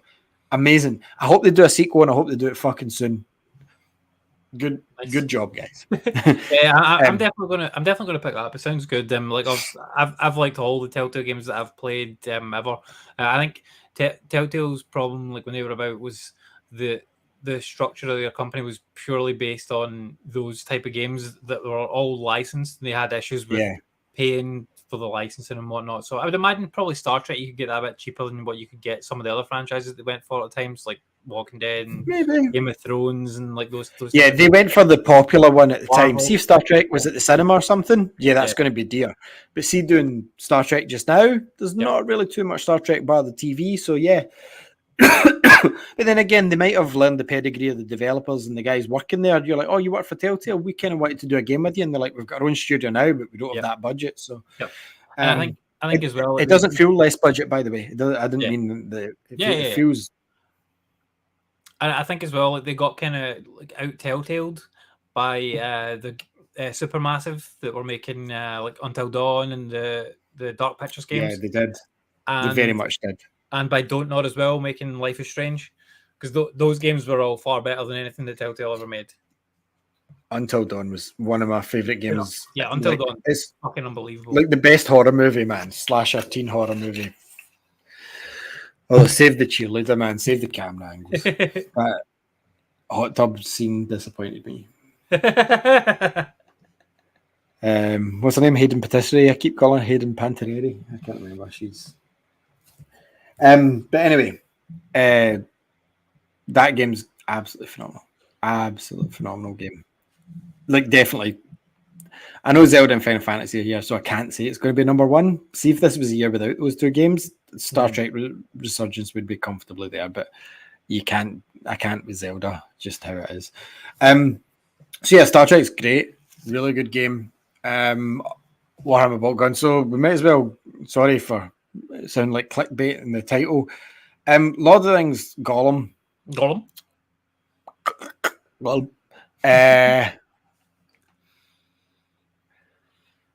I don't know how to describe it, because I went in like after seeing all the reviews, because let's be blunt, they shipped the PlayStation reviews. That wasn't just for the Xbox one. They shipped the PlayStation reviews first because it clearly probably ran better. This was done on purpose by PR or marketing or whoever, because they knew that they walked in and went, "Is it playable?" Well, yes, but ship it. This is what happened to this game. Yeah. And I'll explain why, right? So this game was already delayed, I would argue, about a year, and I think it was delayed twice, at least once, and it was at least by a year. So it's playable, yes. Should they've shipped it? No. It's a shame. It's a real shame what's happened, and you can say studio grade shoot, but people kind of overlook developers, and I'll tell you why I'm focused so much on them. And this has kind of made me rethink some things. I always believe a game should not release until it's ready, or like ship it if it needs a couple of patches. But this will be the start and the end of this whole talk. That ship it when it's ready. Don't do some quality assurance first. Like, don't just go, right, if you ship it this week, I get an extra bonus. Just get it out if it plays. Like, ask the team how they feel about it. Like, you can't have a license as big as like Lord of the Rings or Star Wars or stuff like that. And like, this made Jedi Survivor seem like a completed masterpiece in comparison. Like, if you only wanted to hear my thoughts, then just listen to that. So Lord of the Rings, is it my favorite franchise? Movies? Nope. Games? Yeah, I like the games. I've played most of the games. My favorite one was the Two Towers on the PS2, I believe, where they've done some really fucking awesome work with, like, I remember playing the part in the forest and there's orcs running in the background and shit like that. And I'm like, that was the game that was the PlayStation 2's Last of Us, where I was like, how the fuck did this machine do this? How? Obviously, it probably looked dated now, but like back then, I was like, "How's this machine doing this?" I did not understand what I was like watching. So Lord of the Rings, yeah, I've liked the games. Middle Earth, like, yeah, I like them, but I've never really sunk down to it because I need to be in a Lord of the Rings mood. So there is a positive that's came out at the end of this. Two positives, but like the one positive that I'll say just now is the fact that I'm in a Lord of the Rings mood, and it means that I doubt I'll watch the movie. Let's be honest, I'm not going to watch movies. What I did do though was I found out that during lockdown, instead of sitting doing nothing, Andy Serkis for charity, it's on YouTube. You can watch it all for free. Fucking read the whole Hobbit novel and did 132 individual characters with their own unique voices, and it took him 11 hours, mate. And he took 4 breaks. 4 2-minute toilet breaks is all he took. Fuck's sake, man. That's what he did. And because I seen his chat show, I sent you the link the other day, and he's like, yeah, I did them all. And he's like, some of it, he says Gollum is my Gollum, but he says the rest of them, he says, I was inspired by Ian McKellen, but I didn't want to be a copy. But even when he does like Bilbo, it sounds like Martin Freeman. Like, so it's almost like a dramatized version. So I'm like, holy fuck. And then I watched the interview and he said, oh yeah, and then Audible got in touch with me 2 years ago, so 2021, these are the newest versions. He's like, and they said, would you be willing to record that for us and the Lord of the Rings books? And he's like, yeah, well. So there's like, so I was like, I have to have these. So I resubbed to Audible and I done how if you buy 3 credits, you get them cheaper if you need extra. I did that and I bought all 4 of the books, like Fellowship, Two Towers, Return of the King, and Hobbit. I started listening to Hobbit the other night, and oh my fuck it, it's like silk sheets caressing you on a nice day that's not too hot and not too warm, and it's like it's difficult not to fall asleep to, not because he's got like this soft golden silky voice. He's got like a proper London accent sometimes, not that I can do his accent because he's Alfred, but like he was Alfred, wasn't he? No, he wasn't Alfred. Andy Serkis was Alfred. Oh, he might have been in like a game or a TV show or something like that, but he wasn't he wasn't in live action, I don't think. Fucking he was. Yeah, the Batman with Twilight Boy. Oh, right, okay. I mean, I haven't seen that one, to be fair, so. He was good. He played it more like the guy in Gotham that I really liked. Yeah, he was good, that guy. I can't remember his name, but so he played it kind of like him. But that's how Andy Serkis normally talks. But seeing that, see his voice. He's not just speaky Carol, but like it's the way he talks about. See when he records Smeagol, he does it one side, so subconsciously your brain's picturing it's like no nasty hobbit, and he's doing it other sides, and he says. When he's doing like Gandalf, he talks here. But when he's doing one of the dwarfs, he talks down low, so that it's all like cinematic in your ears as well. That guy's mind is on another level. Most voice actors would just sit like this at the microphone, but he's actually thinking where the proper into the character, like Smeagol. He like I said, even with Gollum, Smeagol's one side, Gollum's the other, and I'm like, so I bought all them, and I've never read any other Lord of the Rings books apart from them. And I've always wanted the Silmarillion because they've always said Silmarillion was the one that was before the Hobbit, basically. But part of it's like appendices and fucking chapters. However, what do you call it? The Silmarillion. I mean, I've always read it. I don't think I've ever heard anyone say it, but I've always read it as the Silmarillion. I don't know how it's said, but I've always called it Silmarillion. Silmarillion, but I don't know. So that one anyway. Is like it's a story, but it's told mostly through excerpts of sections of history. I'm like, I've had it in my hand in bookshops like years ago before, and I'm like, yeah, I can't do this. It's not a good book, mate. However, he's agreed to do more, and his next one's out next month, and it is that book. That's pre-ordered. I paid for it last night. $7.99 on Audible. Just fucking give me it. I don't give a shit. If he's going to read it, I'm going to buy it. That's pure and simple. The man's not just sitting like this going, and then they walked, and Tom Bombadil popped out of the woods and sung a song. This guy's fucking singing the songs that the dwarfs sang in Bilbo's house in the Hobbit. Properly singing them. He's singing them like that. I'm like... What version of the song does he do in the Hobbit? Because there's different versions of that song. Because obviously in the book, but in the book there's no music with it. Obviously, it's just like here's the text of what the song was. He's singing it kind of like he's doing his own version of it. It's his own version. I sent you the link to it the other day. I used to listen to like every night. There was a BBC audio drama that they did. I didn't even realize it was that old, but like the 1930s and. I used to listen to this fucking every night going to sleep when I was wee. And it was like the BBC's running The Hobbit, and it was all acted out, kind of like that, obviously different, like not by fucking proper big actors or anything like that. It was by whoever they hired to do it back then. Nobody that you would know, I don't think.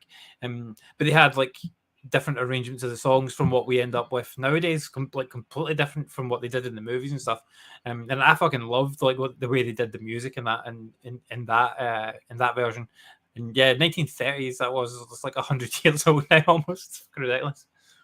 What the radio show was from then? Yeah, 1937, something like that. I think they made that radio drama. Because the books were written after the First World War, I believe. When Tolkien wrote them after I think he was in World War One and he wrote them, and it was kind of based on places he'd been and his feelings and stuff. So it's quite a shame actually when you think of a major character like Gollum with the split personalities of how that guy must have coped with the war, underneath. But he created one of the best worlds ever. But again, you've only basically got the Silmarillion, or however Andy says it, the Hobbit and the Lord of the Rings, and that's all he wrote.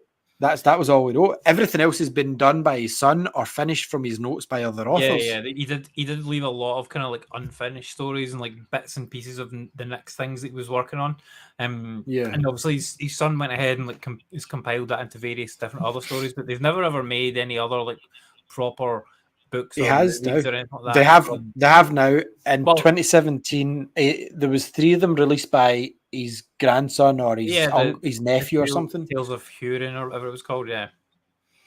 There's 2 or 3 of them though. There's because I seen them the other night when I was looking, and I'm like, those are more recent. I don't think they were based on much apart from a few notes. Yeah, they were based on like short stories and that Tolkien had written in scraps of paper that they found in various archives and things. So, but he wrote Tolkien wrote fucking tons. Deep-throated singing of the dwarves in the deep places of their ancient homes. And this is like a fragment of their song. If it can be I'll talk through it so it doesn't get copyright blocked, but this is basically what he sings it like. Far over the misty mountains cold, to dungeons deep and caverns old. It's kind of like an amalgamation between the movie version and the old version. Well, he said he was doing everything in his own way, so it's kind of a chanted dwarf singing way. And like he said, he wasn't trying to copy his friends because obviously they consider themselves a fellowship, the actors that was in those movies, and they've all got that tattoo and stuff. But like because they were there for years, was it not like like 6 years or something filming in New Zealand? They got the 3 movies like back to back to back, back to back. Because well, I seen an interview with George Lucas actually. And listeners, I realise I've not even talked about Gollum yet, but George Lucas was asked about Peter Jackson's Lord of the Rings and what he felt about it, and he says he had a harder task than me. He says, how do you feel? And he says, well, he had to convince the studio to make all 3 movies at once. I convinced the studio to make 1 movie and it did well and they asked for another. And Peter Jackson, it was all 3 or none. You can't just make 1 book and then leave it hanging. It had to be all 3 for him. So what he said is, Peter Jackson said to the studio, I will shoot all 3 films for the price of 1. And George Lucas laughed. And he said, and the studio believed that. What Peter Jackson did was he went to New Zealand, and for the first 2 years, he filmed parts of each movie. And they went, where's our film? And he went, oh, I've not finished any of them, but here's the bits of this one, bits of this one, bits of this one. So you need to give me more money to finish them all. That's what he did, by the way. I don't know. That's a ballsy move, but he knew, and he obviously knew in himself, I have to lie to these guys here because nobody's going to okay this, but I know it'll do well because if you could let me film in New Zealand on location, I can make it look stunning. And instead of doing 1 film and them going, okay, cheers, we'll get back to you, he's went, well, here's bits of 1, bits of 2, and bits of 3. And they're like, no, we need a whole movie. And then they had to, again, this was George Lucas, and George Lucas said, so then the studio had to give him more money to finish them all because he'd spent all the money on parts. Genius. Thing is, he could have never made that movie for like the original amount of money that they gave him. Like the movies, there's no way. And obviously they've reused a lot of stuff for like the second and third movies and stuff. And of course, and they've used some even for Rings of Power now. They've used stuff because the thing's still there. But Rings of Power, do you know how expensive? I've not seen it, but do you know how expensive that show was? It was. Is it not the most expensive show ever made? TV show of all time, right? Yeah. And I'll tell you by how much, because Games of Thrones was pretty close to the most expensive before this, right? 1 episode of Rings of Power cost the same amount of money as season 5 of Game of Thrones, which was by the time it had a big budget.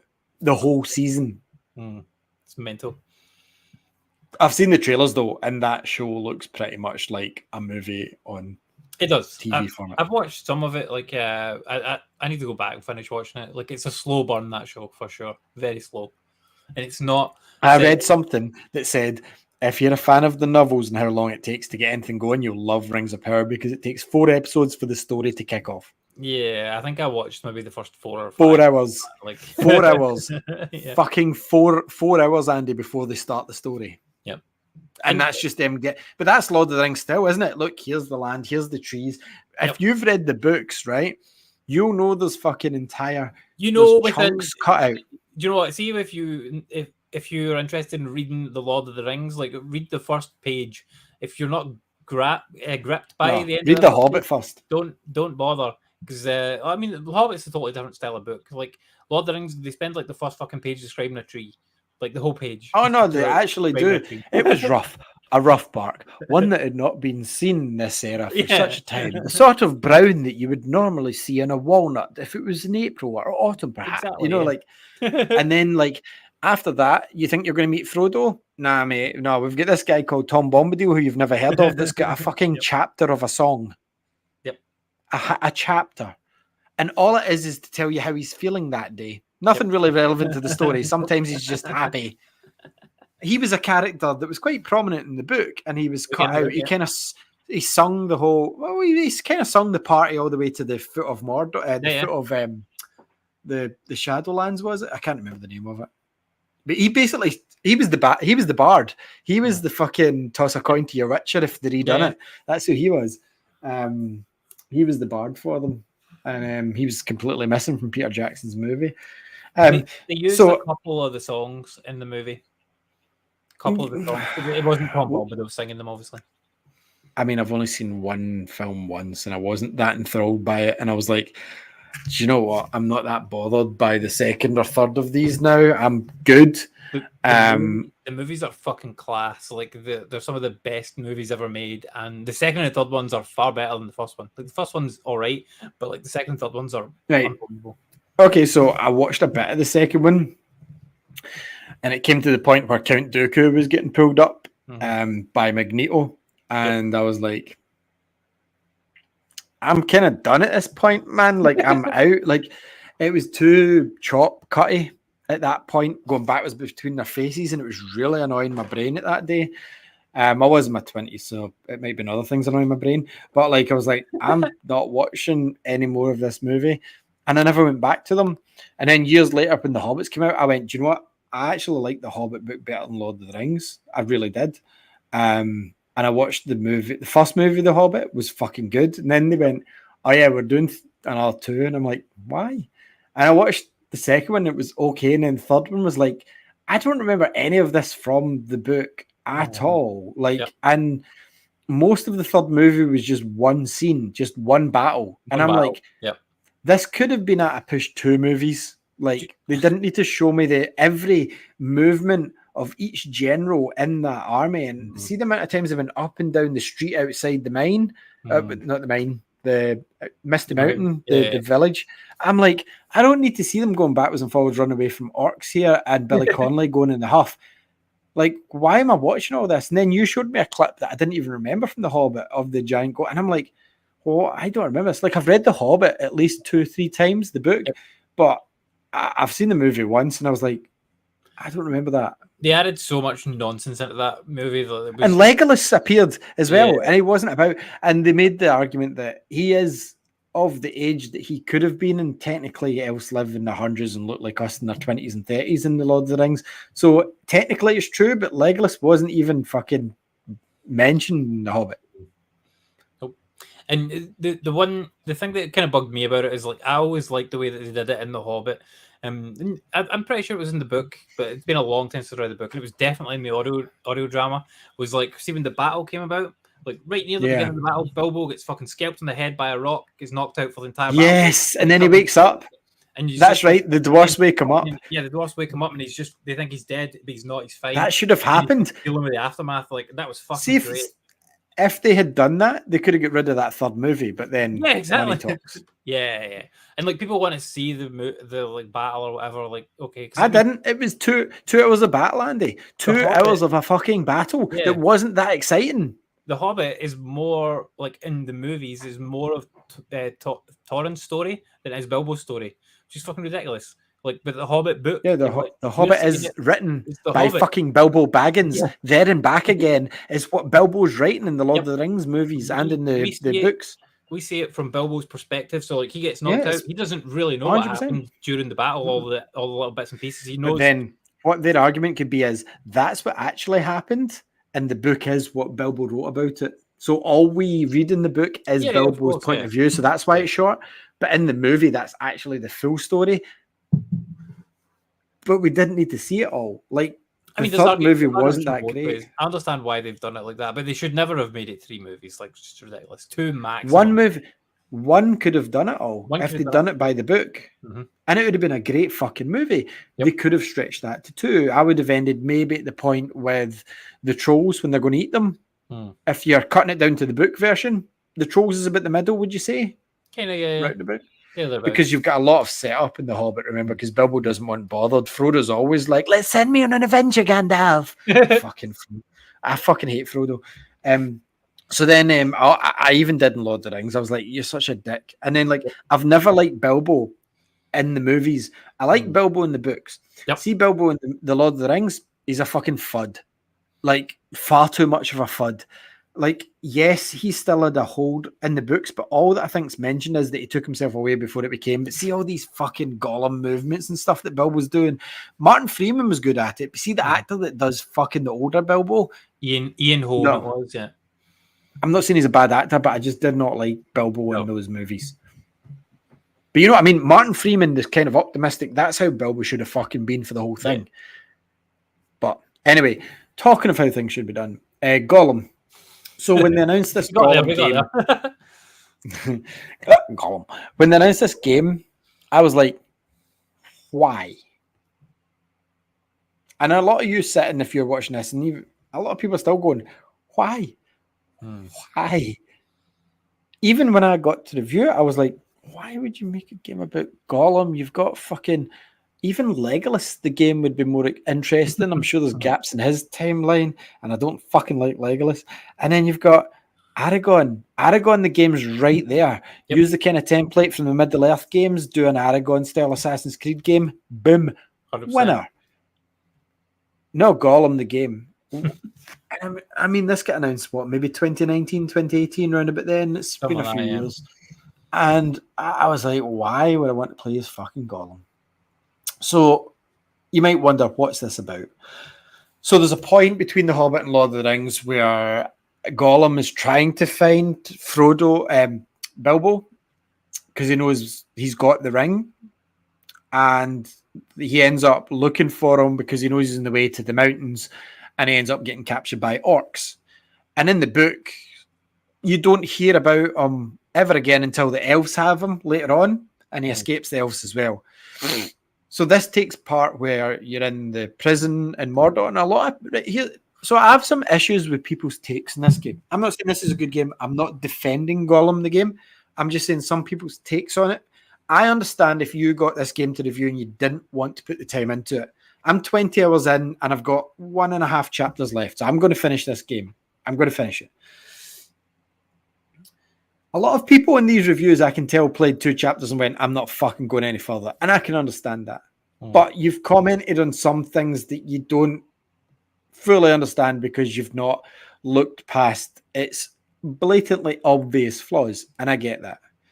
So, and some people have blatantly lied. Like, they gave you an impression of 2 parts of the story that are insignificant, as if it's some sort of...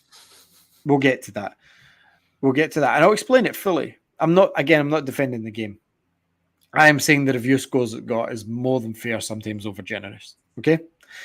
So, in the case of IGN Italia that gave it a 70, I think that guy had a wee bit too much of the old apple. Or maybe he's clouded by Lord of the Rings. Maybe he's like a fucking Lord of the Rings superfan, fucking loves Gollum. So I'll say this, right? Going into the game, I was like, why Gollum? Right? We'll address that first. I think that's everyone's. See, now, I understand. They gave us a look at Gollum. Like, when you see Gollum on the screen, like, if you've only seen the movies, you just basically see Gollum. You know what Gollum is. He's Gollum, my precious master, what has it got in its pockets? Can't do it as well as I used to. But you know Gollum is that. I want to get my ring. Get my ring back. You never really seen too much of Smeagol, who was the Hobbit Gollum used to originally be, until he was named Gollum because the choke noises he used to make because he hid himself away in a cave. He was a swimmer. This kind of gives you this whole aspect of Gollum, and like the way that Gollum's portrayed and moves. It's like, this is fucking Gollum. And yeah, people are like, oh, he's got here. It's not a movie game. It's not based on the movies. If you look at the original drawings that were done in one of the first illustrated Lord of the Rings, Gollum had hair. I mean, he has hair in the movies as well. It's very wispy. But this is what I'm commenting on, is some reviewers commenting on that. And I'm like, it's not a fucking movie license game. It's not. They couldn't use that image even if they wanted to, unless they paid for a skin, right? And obviously, if they paid Andy Serkis to voice him as well, led his likeliness, whatever. I would argue the guy that does it is okay. The voice actor's okay. He's nothing to write He's about. Andy Serkis though, like no one is. No. No one is, right? This guy sounds enough that it's like, I can tell that's Gollum. That's Gollum. He doesn't sound shit. He even has a different tweak on it, like, but what if it wants it? Like, he's got a Smeagol. So there's a genius idea here somewhere, Andy, right? There's an absolute genius idea that get rushed. This is the problem. It's not inherently a bad game. This is a game that needed another year, at least another year. And is it playable? Get it out. Because the concept of having Gollum, it's like, why the fuck do I care about Gollum? But see, as you play this game, it's kind of a stealth actiony platformer, right? And it functions. But that's the best thing I can say about it. It functions.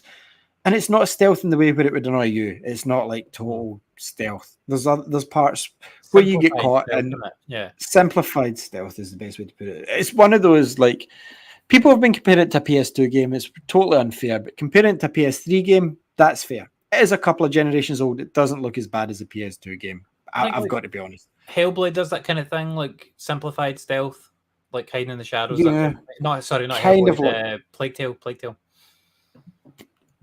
Plague Tale is the game that I would compare this to. Yeah. Not saying it's anywhere near as good as Plague Tale, and I didn't like Plague Tale, but I didn't try Plague Tale for long enough, but it's very much like Plague Tale stealth, right? Gollum, it's interesting the situations he gets in, right? So Gollum is captured. Spoilers if you're worried.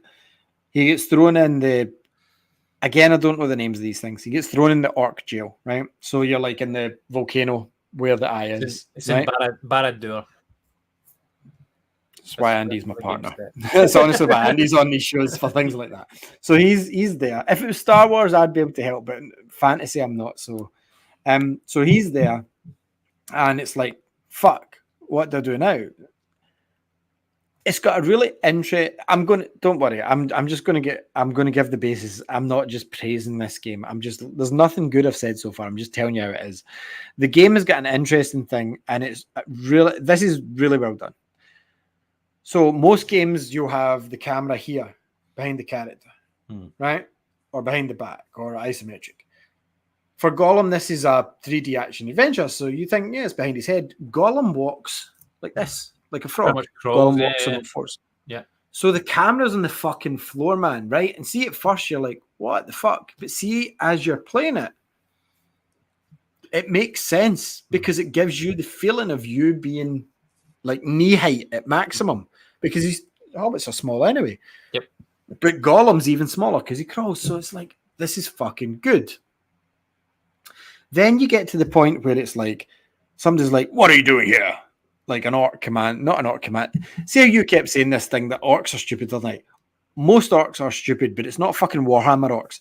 Some of these orcs are the chiefs, the captains, the guys in charge with a bit of brains who report to one of Sauron's hands, fingers, nails, teeth, mouth, eyes, whatever the fucking nickname, right? So they're all the ones in charge, right? So they're giving the orders with the rotas and schedules like you were joking about. So basically, orcs like, prisoner over there. That's the clever orc, right? I don't know the names of all these fucking creatures, Andy, so I'm just telling you what I'm saying. These are the orc army guys, and they're telling Gollum. So Gollum's basically like, here's your prison. And he goes in, there's a cruel orc who's sitting in the corner, and there's like a wee skinny, frail guy, and they keep referring to him as a king. So I don't know what character that is, but he's obviously the king of something that's been captured. And there's a big portrait in the mouth of Sauron. I think it's the mouth of Sauron who's in charge of the whole prison. Yeah. He's in the office, and he's got a big portrait. Just imagine him sitting with his fucking typewriter. It's not the fucking office. It's like a cave. The stalagmites. Yeah. It's the office. So he's sitting in his office, swivels round in his chair, says, "Have you put it in on team meetings?" No. So he's sitting there, and he's got like there's a painting in the room of Sauron, like that with a sword. When he was in human form, because apparently at one point he was in human form, not sure when, and he's got what looks like the frail prisoner, because you only know him as the frail man, because Gollum just like the frail man sits. Like, so the frail man's sitting and he's like, oh, it's worthless. I just want to die. And the Krulok's like, fuck away from me. What is that? That's what he's like. So you have to kind of decide whether to talk to these people as Smeagol or as Gollum. And Gollum's a wee dick. So he's like, I'll eat its eyes when it sleeps. And the orc's like, you think you will? And then you're like, yay, and run away. And then like the frail man might be like, he might help you with some bread. And you might go, oh, Smeagol, thanks, master. Smeagol, thanks, master. And he takes the bread. So like, I did that at first. And then I realized, fuck it, it's Gollum the game, right? Those parts are fucking cool. And sometimes it'll come to a point where it's like, kill it. And it's like, and it flashes out. And it's that bullshit JPEG that everybody's seen. And it looks like shit. It's basic Arial font. Gollum sitting there looking, he doesn't look that bad, but he doesn't look like the alpha screenshots where he's shiny, slimy, blah, blah. He does look like a basic bitch. He's sitting there. And like Smeagol has to convince Gollum, right? So when you're Smeagol, you might have to say things that will make it feel like Gollum's getting an advantage, you know, because you get 3 chances to win the argument. Otherwise, Gollum wins. And vice versa. If you're Gollum and you're like, it twists its neck, it snaps it, and you want to do that, you have to make the argument that makes sense so you'll still survive to Smeagol, because that's really what Smeagol cares about. Yeah. And you have to try and win those. And I'm like, this is a fucking genius system. This is making this game. I want to play this game, right? I'll argue that the opening to this game is fucking good. I'll say that. The opening level to this game is good, where it introduces all these systems. So I'm like, this is genius. Camera angles low. The slaps of Gollum's feet all sound good. The fucking climbing. Yeah, okay, I get it. And but the problem is, and we'll get to why it's shit. The problem is it's not showing me enough of the game to give it a good picture. So the first, if you bought this game, you'd be like, this game's fucking good. See, if you've put it down since the weekend, don't listen to any more of this, because power through. So like the first level, it's like a jump from here to here. So Gollum can climb, he can run slightly, and when he's in the grass, it's got this cool thing where it kind of makes him a black silhouette with white eyes, and it looks kind of like Sin City. And like he's got this kind of Gollum vision, so the guards are red, like Assassin's Creed style vision. You can see their movements. Well, it's not called that, but like it's because of his enhanced. No, I think it is. It's not called that in the game, because it says that Gollum's use the Gollum's enhanced senses. People have said that. No. People in reviews they've called it that, but people have demeaned this game to the point of I've gave it about. I'm not going to say what my review score is, but it's reasonable. And I've not just beat it down because it was a cool thing to do. So that scene, Gollum has got enhanced vision. He spent years in a cave without seeing sunlight or daylight, so it hurts his eyes. So it makes sense, the power, if you know what I mean, that he can do that in darker sequences. So see, when you're sitting in the flowers or whatever, or the grass, and trying to like. Sorry, that's later on in the game, because obviously it's in the prison, but I'm going to spoil a bit more for people. So you're sitting in like the shadows, and like you've got white eyes, the guards walking past are red. I'm like, this is fucking good. I like this part as well, because this makes sense to me. And there's like maybe it's the stealth that you would like. So there's a table and you can see kind of shading beneath it. You know, you can climb underneath the table and it'll go into first person view. Or if there's like a crevice in a wall with a hole, you can crawl in there, because it's like, you know, it's obvious. There's collectibles as well, but they're kind of meaningless. I get what they were aiming for. It was like Gollum collects pointless shit. So like you unroll his like knife roll almost, you know, like a chef's knife roll, and there's like spoons, a fucking piece of string, like a leaf. It's all that sort of crap. But as the game progresses through the mountains, this is the problem. There have been people saying Gollum has companions in the game. That's untrue. Gollum has a pet. Again, untrue. So we'll talk about those right now. We'll talk about the pet first. Okay. And I get what Andy's saying, and I agree. Gollum wouldn't have a pet bird. Gollum doesn't have a pet bird. Gollum doesn't have a pet bird in this game. Every day when you're in the prison, you get tasks. So the first day, it's like, down to the mines, pick the tags up off the prisoners and bring them back to me, because they were either melting them down or reusing them or whatever. But each prisoner has like a sort of tag thing with like a dog tag like, sort of thing, yeah. Kind of thing. So you had to go and it was to teach you the climbing and stuff. It's fine. So the next day it was like, I need you to go and like clear, because they're digging, because obviously it's the mine. So like the charges didn't go off. So this is you learning to use redstones, which go in barrels and can blow up. So it's like the frail man's like winding the thing, and you're having to crawl under and put the red thing in, and then escape as quick as you can before like the poison gas gets out. So it's like, fine, that's cool. So you get jobs every day with an orc watching every move you do, because if you don't, you're going in the fucking bubble pit, the fire pits. Yeah. So then one of the last days, so they breed the orcs, and you seen that kind in the movie where it's like the muck bubbling, the orcs, and like you're walking along, it's like, watch your step there. That's our younglings and they're hungry. So you have to go around, you have to tip the food in for the younglings and stuff. But guess what? You're not breeding orcs. You're doing what you're fucking told because you're in prison. So the next day you've won the favour of the Mouth of Sauron, because turns out you're on a list, like basically not the most wanted list, but the no prisoner and no guard can harm Gollum. Like, well, they can harm him, but they're not allowed to kill him. Basically, you know, they can beat him, but they're not allowed to kill him, because Sauron's got him on a list, because Sauron knows that he knows where the ring is. Yep. So you get to go to the Mouth of Sauron, who basically speaks for him. And he says, so you'll be working with me today, and this is it's not an office. He did have a name for it, man, but I don't know. Right. So outside the fantasy world that doesn't exist anyway, he's got a fucking office, right? And in his office is nothing but fucking potions and shit and fucking spikes and fire and stuff crap. So he says, go in the next room. There's an orc guard at the door. You can't get out. There's an orc guard going, do this, boy, telling you exactly what to do. You pick up an egg from the table. You put it on the fucking bit that you're told to and pull a lever. It hatches a bird. It's not your pet. You're breeding it for the Mouth of Sauron, who uses them to carry messages. See these people that say it's Gollum's virtue. You don't feed it. You don't see it ever again until, I'll get to it in a minute, but you don't fucking have it with you. It's not like it sits on his fucking shoulder or like follows him or comes up to him for bits of bread or sings, or it's just a fucking bird, right? It sits in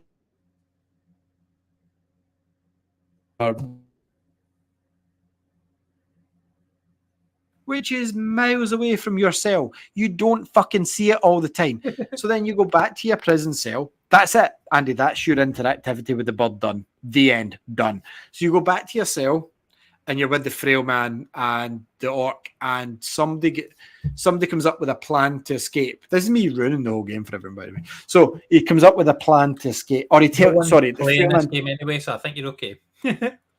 no, but I can get that there was a good idea in here. I get truly invested in the story, and it's just such a shame. And I'll get to why it's such a shame in a minute. So you get back, and he says, okay, this guy knew that there was the plans for, can't remember, in this bit. And how does one get up here? So you send you up, basically. You find the plans, and you find the kind of escape route, which is kind of through the... Sorry, you think the escape route's through the bit where I don't know what happens. Fantasy stuff, fantasy shit's happening, and you have to go there. It's not the way to get out. You can't get out that way, or you get caught or something, right? So you're back in your cell. Frail man. Oh no, and then you have to say, is it Frail man or the orc that did it, right? Now, I'm playing this as Gollum, but I'm like, it was the fucking orc. He's been nothing but a knob to me since I get in. So I've done the Smeagol choice, and it's Smeagol. No. Yes, I played Smeagol. Gollum. Yeah. And I picked the orc, and the orc get shipped off to, there's a death pit where they drop them, basically. He get fucked off there. So then we got a new cellmate, obviously, because there's like 3 to each one of these wee tiny ass fucking cells. Like Gollum has to sleep in the windowsill because there's only 2 corners in the windowsill. And so like, this new guy comes in, and it turns out he's a carriage driver for the outside. So the frail man tells you that there's a way to get out. The only people that are allowed to leave that are prisoners are trusted prisoners that drive the carriages of the equipment to where they're planning to go to war, because this is set before the wars kicked off or any of the plans of the towers or anything's happened, and Sauron.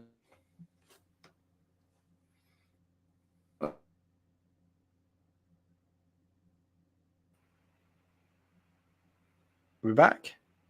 We're back. So Count Dooku hasn't revealed himself to anyone yet at this point in time. So these guys in the mines, they have to do their work. They have to build the shit and they have to ship it out and they have to get it there. So only the drivers, and there's one driver, a cart, and the carts are checked on the way out. So the frail man tells you that you can get out in a cart, but you need a driver that trusts you, right? And the frail man doesn't know any drivers that will trust him because no one's willing to die themselves for the sake of Gollum because no one really likes him because they're all, as you walk through the prison, they're all like, what the fuck is that? What is that? What is that thing? Is that a goblin? Like, that's all you hear as you walk through the prison. So, like, basically, what happens is that you can Gollum the guy and you can be like, nasty fats man sits in the corner, blah, blah, blah, and you can do that. But I was like, this is when I started changing the way I played it, and I started playing a Smeagol, and the guy trusted me quicker. So I'm like, this works. That part worked. The rest of it didn't really, but that part worked. Whereas when I was being a wee dick as Gollum, he didn't want to speak to me. So I was Smeagol, and he became not my friend, but he trusted me a wee bit more because my cellmate. But I didn't work with him. I still went out to work because you have to work for so many days with the frail man going out and like planting the stuff and coming back to your cell. You know, going in the lift, going down to the mines, getting the dog tags, coming back, and it's just prison, and it's fine because it doesn't last overly long. It lasts a wee bit, but it's part of the fucking story, and I understood why they did it. And folk are like, for most of the game, Gollum spends time in prison. The whole point is that he was put in jail by the orcs because he was caught at that point. So that does make sense, right? So anyway, you kind of can get this guy to trust you or whatnot. I think there's an alternative bit if you're Gollum that the guy doesn't trust you. You know, this guy that can drive carriages.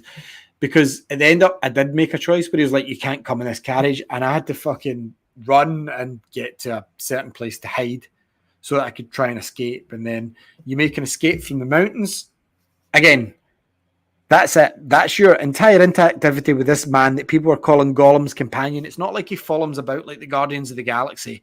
Gollum's himself for this game. Like every part of it. It's not like my cat sat there for longer than the fucking bird sat with Gollum, right? During this show, and we're not even 2 hours in. So basically, Gollum realizes, though, that the bird can ring the bell, and when the bell rings, the gate lifts. But that didn't work for him. That was part of the thing that fucked up before he got the driver, right? So he got the bird to ring the bell, the driver drove him out, and then he said, we can't fucking do this, because even that driver that trusted me panicked and said, get out my car, because at the gate, the orcs search every bit of the cart and then go, off you go, because it's like one driver. And then it moves on and it goes out to wherever they're building, whatever the fuck, army shit. They're building goblin army shit, right? Yeah. So that's fine that the carts go out now and then with the pieces that's built in the prison. But Gollum's then left by himself. And you have to kind of get through this bridge by ducking through. And that was the most trickiest part, was getting through the bridge where the bridge out the mountain to mainland Mordor. I don't know the fucking name. Wherever the fucking bridge was taking the bits. So then what happened was, and I realize I'm just trying to tell this, and it's not the best because I don't know the names of these places. So how did the fucking elves get him? So I end up with elves. How did I end up with elves? I mean, he escapes, he runs away, and then the elves end up capturing him. Yeah, that's what happened. But I don't know how. I don't know what I did to get there. But the elves basically got me in the elf place. And it's the bit from the films, the elf place from the movies. Yeah, it's Markwood, is it not? Markwood? Markwood's the exact thing. So you're in the Markwood forest, you get captured, blah, blah. Yep. So they've got a thing, and I don't know if this was in the books, it's called the haze. And basically, like, it confuses people, and if you get so far, it always looks you back. Yep. So that's there. Right? So, but the elves treat you better than, you're not having to go to fucking work for the elves. The elves are all like, yeah. Just a prisoner and they feed you. How much of this do you want me to ruin? I mean, I don't care. Right, so if you're listening, you don't want to ruin it. So Gandalf tells the entire story of this. So the game does not start with Gollum getting arrested. The game's first level is Gollum with the elves. And Gandalf goes to see him before he goes to see Frodo, I'm sure.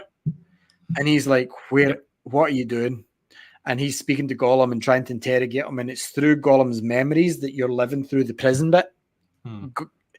Basically, Gandalf's trying to get a confession out of him for killing his brother Digo or whatever, his cousin Digo or whatever, when he found the ring. And he's trying to find out what happened to the ring. What did the orcs say? What did the orcs know? What did you tell them? Gollum's a shit, so he told them everything. This is not a spoiler, by the way, because this is actual stuff that happens. It's in the book and it's in the movies, yep. But that's where the game starts. Gandalf with Gollum and the elves. So when you get back to the elf bit, Gandalf's still questioning you. That's the way it goes. So basically at the start of the game, it's Gandalf giving you shit. It flashes back. Gollum's telling the story of, but you're playing it out, obviously, of you being in the prison. So that, again, I'm saying you play that. That's about 10 hours, at least 10 hours of just the prison. And then I'm now maybe about close to 20 hours in. I'm still with the elves. Because obviously once Gollum leaves the elves, he ends up going to the cave that we meet him in Lord of the Rings. I'm sure it is. I mean... No, he follows the hobbits, does he not, from a distance? He sort of stalks them for a bit. Yeah. So... like there's 10 chapters in this game and I'm chapter 9, so I know that I've got one chapter left to go, so I know where it's going to end up. It's not a spoiler. Mirkwood's got a lot of like puzzles, and you befriend like a blind elf in the cellar who's been locked up because of her and some other elves tried to do some bad ritual or something. I don't really know what happened with them. I'm sure it's legit because pretty much everything else that I've seen that I've either asked Andy or like read, like, yeah, that happened in the actual novels. Because even though this game isn't what it should be, they've tried to stick to a part of canon that wasn't written and fit it in with canon. That's what they've tried to do, pure and simple, right? So now that I've got that all the way, let me tell you about how the game is, right? Because at that point, I somewhere through the line went, do you know what? I understand why they made this game about Gollum now, because I'm actually fucking interested, right? From what you described there, it sounds interesting enough to be a game. Cool. It is. If it had another year to be developed, because this game's mechanics, sometimes those wild mechanics in Skyrim where you like do that to a crab and it flies off to the sky. Yeah. Imagine you're like wall running during a semi-stealth sequence, and then the wall just decides to go, fuck you, and throws you off into a pit of doom in front of an enemy, or like just up into the sky, and you have to reset the game to start it, right? That's just wall running, because you can wall run in the game. I'll wait to this point to tell you about it. Sometimes when you jump onto a climbable point, say that picture there, that's like a grabbable point, Tomb Raider should be simple. Yep. Sometimes it won't register that as a grab on point, and you have to reset the game till the game realizes that's a grab on point, Andy. Sometimes you'll be in full stealth, which is meant to be unseen without an exclamation point. You've got the usual red, yellow traffic light system of, you're there, we're finding you. Yellow, we're unsure, we're searching. Or white, you're safe. Sometimes they'll be in white and turn around and go, there you are. You're fucked. And you can be lying flat in a bit that it told you to lie in. Sometimes you'll be playing a bit where it's like sneak in and speak to the mouth of Sauron's daughter or listen into their conversation, and you'll be at the exact waypoint it wants you to be. Nothing will happen. You'll just sit there for an hour going, how does this happen? You have to restart the game and go around the left side instead of going in the right side for it to activate the next cutscene. It's unreal. You sometimes find a part like last night where I was with the blind elf that I spoke about, and she's like, oh, I'm hungry. You need to find me some food while I do this or while I try and get my bearings to find. And it's to teach you, because you can pick up food and eat it, blah, blah. And it's like, so you have to do some platform bits in the trees, which worked okay for me at that point, climbing up stuff like moss, grabbing on tree branches. But then like I go back to it, it's like offer her food.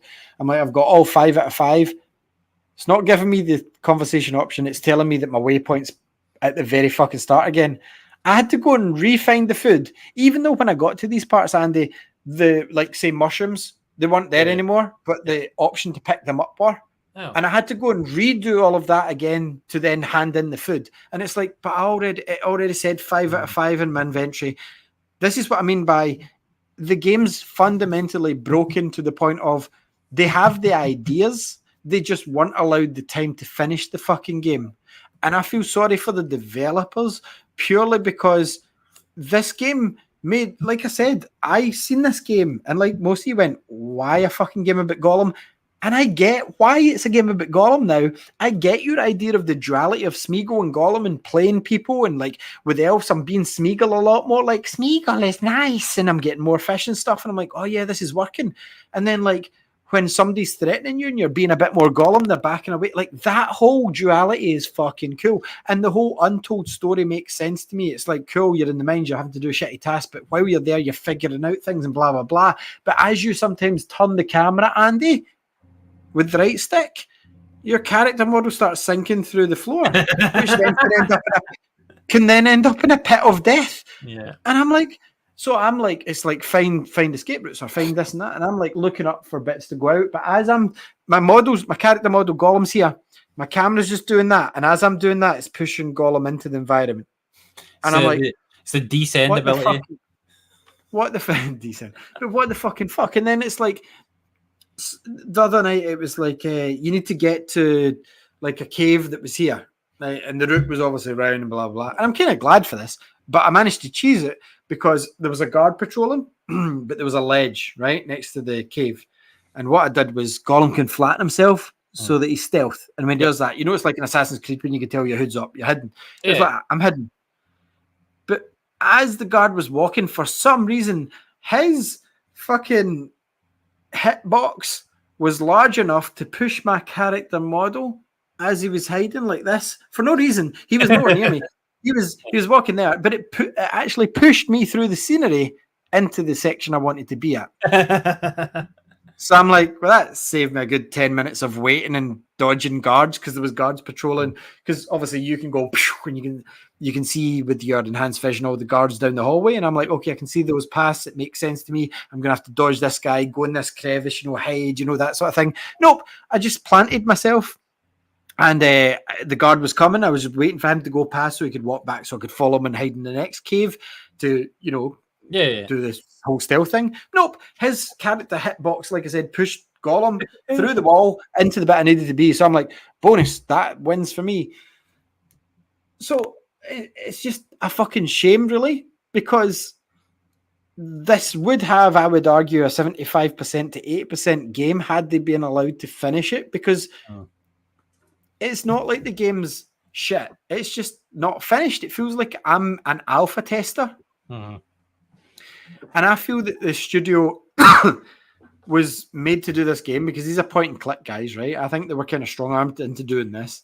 And they've made us a game with semi-competent systems that seem like, yeah, this is a good start. See, if this was a game that was sent to me as, oh, this is a work in progress, what do you think? I'd be like, oh my God, this is fucking good for what they've got. But this is a full release, fucking full price title. And I've got another thing to say that's bad about it, not just the mechanics like that, because the water looks really right. So the water looks really nice. I know I couldn't show you in a screenshot, Andy, but that could win my water for the year. Nice. But then other sections will be like the fucking flat fruit and Bioshock Infinite that you absolutely hated. Yeah. And I'm like, and do you know what? The better looking at it is in the early sections. So it's almost as if they were going through final runs of stuff as the game's getting progressively worse for me. Looks wise, glitches wise, things like that. And I'm like, hold on a minute. And I'm also at a section where, so Gollum's companion, again, I'm dispelling the myth of that. Gollum doesn't have a companion bird. So the bird came back. Mm-hmm. This is hours later. I'm with the blind elf in the forest, just gave her the food. And Gollum goes up, and the elf's like, you need to be suspicious of this bird. And he's like, no, it's Gollum. Gollum knows this bird. The bird's been sent out because we seen in a cutscene the hand of Sauron sending the bird out to find him because it knows he's sent. So the bird found him and alerted these creatures, right? And I expected the fucking, what are they called? The floating ghost things, not the Dementors, but the Harry Potter, the Lord of the Rings ones. The ring race. Yeah, I expected them because we met them earlier in the game and had dodged them, which was fine in a cave. Nope. Multicolored bubble things. Are they in the books? Don't remember them. Floating bubbles that just appeared. Don't know about that. That doesn't ring a bell. If they touch you, half your health disappears and you kind of go in slow motion. So you have to be careful in case you touch the other one. And I'm like, this feels like an unfinished asset. You know that way where it's like, we don't have a creature for that. Put in a bubble. put a blob. You know, that's what it feels like. So all these bubbles are about the forest and the giant purple bubble. Again, it could just be witch or wizard magic or Sauron magic or something, but it felt unfinished to me. It felt like that could have been the ring wraiths. That's what that felt like to me, because obviously once they've realised you've escaped, they're all going tits in the fucking jail, being like, he can't get the ring to the hand of the enemies, because if they call him the grey beggar, if the grey beggar gets the ring, then he'll cause trouble for everyone. And they know Gandalf's been to see the elves and stuff, so it's like there's a whole complex story going on, and they're about to send an army out after Gandalf, and they need Gollum stopped before he gets to the ring, because they kind of have an idea now where the ring is, because obviously they tortured Gollum at first, and they told him Baggins, the Shire, and I'm sure you see that in the movies as well, never mind the books, you know, he gets tortured and he opens up straight away, but there's, like I said, there's something fucking good, like Gollum can swim, he can go underwater, but he can't fight. It's not like you can go up and start punching orcs, which makes sense because Gollum's like a fucking disheveled, older than he should be because of the ring hobbit. That's basically, you can see his bones through his skin. He can strangle orcs if you sneak up behind them. You can strangle them as long as they don't have a big helmet. And people were making a fool of that, and I'm like, but that makes sense because the orcs with the giant helmets have like proper fucking, you know, those helmets. And I'm like, but you wouldn't be able to get those guys because he's not strong enough.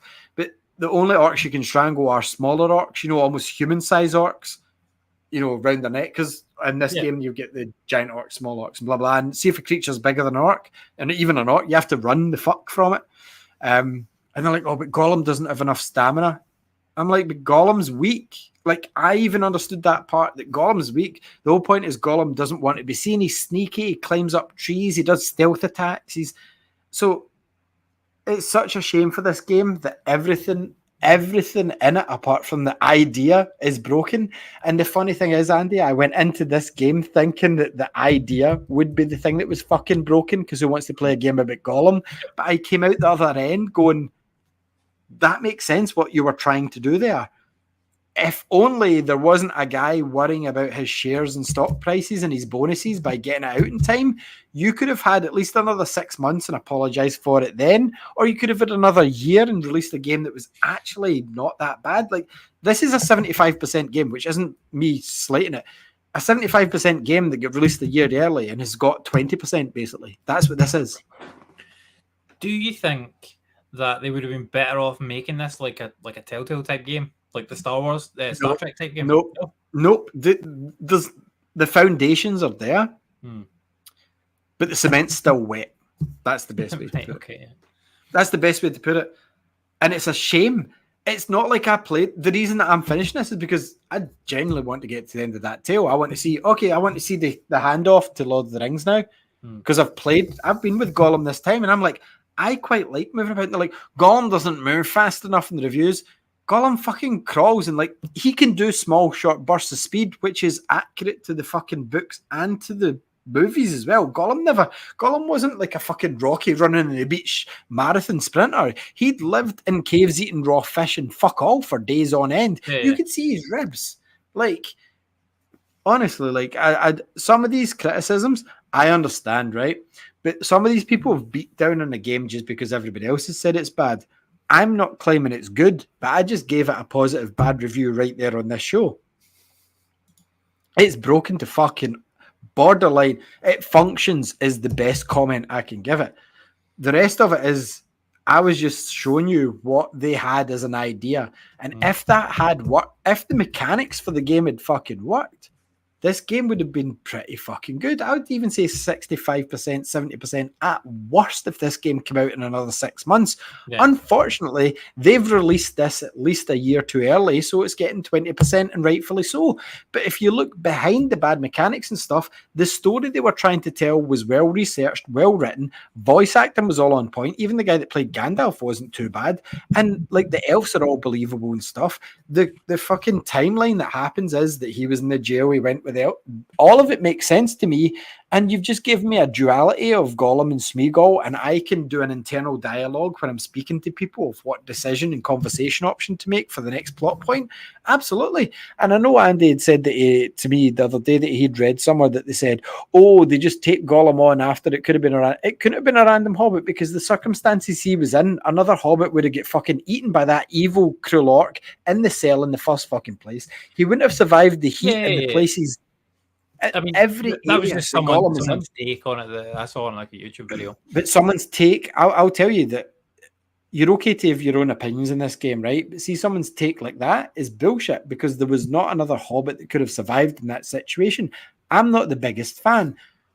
They just simply wouldn't have survived. The only reason that you survive as Gollum through the first 10 fucking hours of the game is because of his sneakiness. And then the second half is set in the prison. What fucking hobbit was in the elven prisons? No one. Gollum. I mean, there would have been some, I'm sure, at some point. But like, see the thing with this game, hobbits. Right? What was it? Name 10. Name one bad hobbit outside of Gollum. I mean, Gollum is not really a hobbit anymore. Andy's just hung up. Like, Andy's just hung up. No. Gollum's I thought you just went. No, it must have been a connection drop. Gollum's not really a hobbit anymore. Yes, he is anymore. a hobbit. Not anymore. No, he's not. He's a unique creature. Correct. He's like a deformed, unique creature. He's been fucked up because the rings warped his body and mind and living in the dark. Because hobbits are meant to be out in the grass and the fields. Yep. So name me just one bad hobbit. Any. I mean, there is not any in the movies, right? There is a couple. So how there's no hobbits that are bad enough to be jailed by the elves. There's not. I mean, there's fucking not because do you know why, Andy? Right, and here's my point. Not, and it said in the books. It said in the fucking Hobbit by J.R.R. Tolkien. Why do all fantasy writers have to have so many R's? Anyway, so like it said that hobbits are little known even when they were around, even these days, because it says even these days they don't get seen. They're not around. They're not noticed enough. The elves didn't even know what the fuck they were at first. So how the fuck is the elf going to go? You are a dick and you're going to my jail. Hobbits didn't leave the Shire, mate. You're talking shite. Yeah, there was a couple that did leave the Shire, like pre-Bilbo. Right, okay, so yes, you're correct. And they were known as treasure seekers. Yeah. And they were named hobbits that didn't get into trouble. So there is no hobbit that was bad enough or evil enough to go in elven jail because the elves jail is very fucking... Right, you have to be really bad to get in here, mate, because otherwise we just fuck you up. So it never happened to the hobbits. And there is not a hobbit alive or in the books that would have survived the fucking jail that the orcs, because they weren't fed. See, the entire time Gollum was there, and it was days because it passed all the days. Yeah. He got one small bit of bread with maggots. Hobbits need, 8 meals a day? That's what they used to.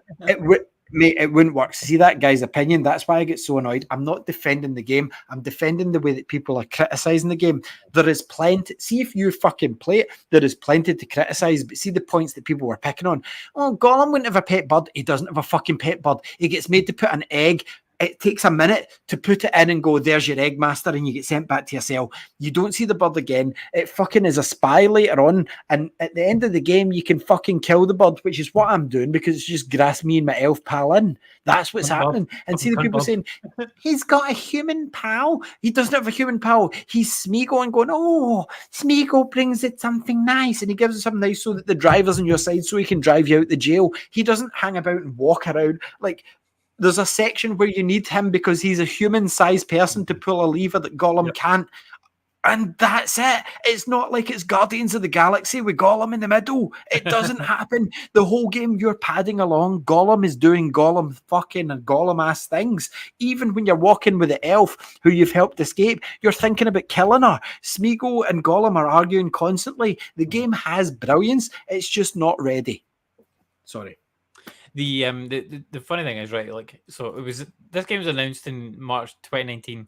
Now I was looking up to see what the original planned release date was for it, and obviously when it gets announced, it's already been in development for a good while. They've got the bones. Right, at least 5 years, 3 years, I would say. At least 2 to 3 years it will be in development, like in some stage or another. They had stuff ready to show, like I can't remember if they showed gameplay or just like no, they didn't. Trailer.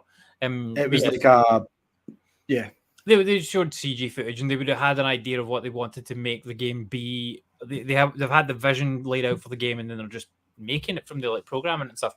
But the original release date for the game was September 2021.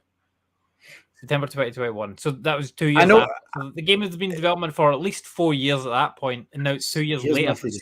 6 years, and it still needs I do have another year. Oh yeah, I do have a theory. Do you want to hear my theory? Is it the size of the team? Because that would be my question. No. So the team that made this are primarily known for point and click hidden object games, right? Okay. I think they were like back of the class, the smart ass that does anyone know the answer to this? And they went, yeah, we'll do it. And then when they get given the game, they were like, cool, we'll just make our usual Telltale style game, something like that. And then they were left alone for a couple of years, and somebody came in like a register and went, what the fuck is this? Like what happened with Metroid 4. 4 years in development, Reggie went in and get it to fuck. Make Metroid. You're off the game. So what happened is they've made their normal style of game. Somebody's come in and went, fuck this. We want an action game. And they've went, a what? An action game? We've never made one of those. You said you could do this. This is what you're getting paid for. Okay, we'll try. And then they've been given, okay, you've got another 2 years. That's what they've been told. And then they've cobbled together this game that we've seen over the last year.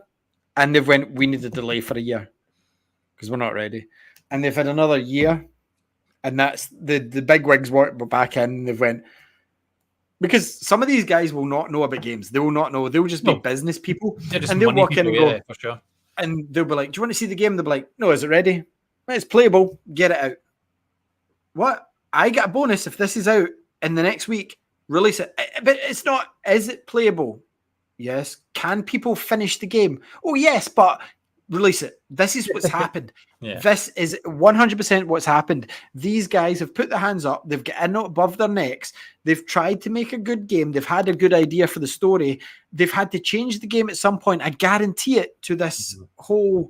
Because I think, see that slimy Gollum picture that you've seen that was shown in the alpha footage? That was a point and fucking click game. Because some of these decisions seem very point and click. Some of the conversation options, they're more in depth than an action game usually has. And again, like I said, the Star Trek people, the Telltale team, make an action game with these decisions, you'll get the perfect game. Make a full action game.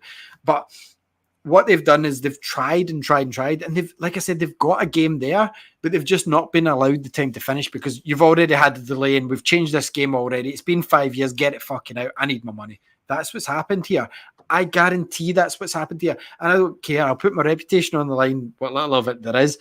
That's exactly what happened with this game. This team were dedicated. They went to token experts. They even hired teams to do voices and stuff like that. And I'll get to my last gripe with this game, but it's nothing to do with the developers. It's to do with the publishers, whoever's making the money. This team had a good idea. Even everybody that said, why a Gollum game? This game, even in the state it's in, answered it for me. And I went, I now want to play this Gollum game. You have got me hooked. There's something in this, Andy, that hooked me. And you know what I'm like with games that are shite? I'm like, I'm not fucking touching it. The problem is that I've been given an alpha game as a full release at full price. That's the biggest problem.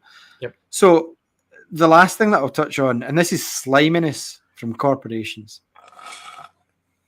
You know a lore compendium in a game, Andy? Yeah, collect stuff. Yeah. It's usually in every game. Standard. Yeah, it's one of those notifications that always pops up on your ping, on your bar. Ping, ping. Yeah, you have to go and clear it because it annoys you. Yeah, 43 of them. Yeah, okay. Yeah, you get them in everything. Even platinum games. Oh, you've looked at the Turtles pizza table. Boom.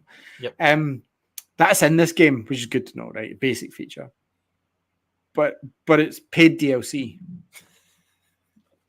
Okay. Oh my god. What else is paid DLC? Ridiculous. How is it getting worse? So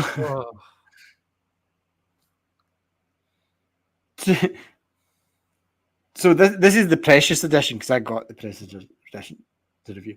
So like the other DLC that's paid DLC is if you want the elves to speak in Elven, because the orcs speak in their kind of orc language as well, and sometimes it translates by Gollum, speaker doesn't understand. Like the elves will speak in English unless you pay money for the token authenticity of their language. So they've recorded all these voice lines and went, you can pay us more if you want to fucking hear them. They've tried to be shitty to fantasy fans here. Yeah, I mean, that's you're totally right that that's a publisher decision. Like, because obviously the guys making the game, they put all the stuff in the game and went, here's all the stuff. 100%. And then the publisher went, went and went, DLC. right, what can we put in? What can we put in the special edition? They're like, oh, we never thought about doing a special edition. Like, no, we don't really want to do one. And the publishers have went, no, you're fucking doing one. What is non-essential to the game that we could strip out? And oh well, we've got this like voice dialogue. Elven dialogue. Cool. We'll have that. And Gollum Lore Compendium. Gollum emotes. No. I'm not Andy, mate. I'm not even there yet. I'm not even. Lore Compendium, non-essential to the game. Cool. No. You're wrong. You're wrong, Andy. You're wrong. Because the Precious Edition does not contain everything. Okay. So there's more. You just said there about your Gollum emotes. Yeah. There's 6 phrases in emotes, like my precious, blah blah blah. 6. It's not included in the Precious Edition. It's separate paid DLC that you can only buy separate. The only differences that you get on the, like, I think it's $54.99 standard edition and £60 deluxe edition, is the lore compendium, which is basically a log in the game for, like, you've been to the hall, the woods. A bit more about it, yeah. And literally that's it. It's like you have seen the fucking Eye of Sauron and it tells you about the Eye of Sauron. That is paid DLC, man. That's a menu option that I ignored in every game, and I love the clear all notifications button, and I never read. But some people like that. But then the fact is, the same people that like that are the same people that would like the official elven language being in the game because the orcs there, everything, blah, blah. No, you're not getting to hear the elves if you don't fucking pay, man. No fucking chance. And I mean, like, aren't the elves only in what, like half the game, maybe?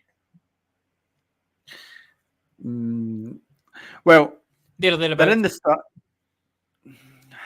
Arguably, they're in quite a lot of the game because you're technically playing the whole prisons. Every chapter flashes back to the elven place because you're telling Gandalf what happened, and then after, like, maybe chapter 5, it goes to the present day, and then Gandalf leaves, and you're in the elven prison. Yeah. So they are in it quite a bit. But at the end of the day, if the elves are talking in elvish speak, you don't understand them. So I'm kind of glad they done it in English. Because see, every time I was in the prison, the orcs are like,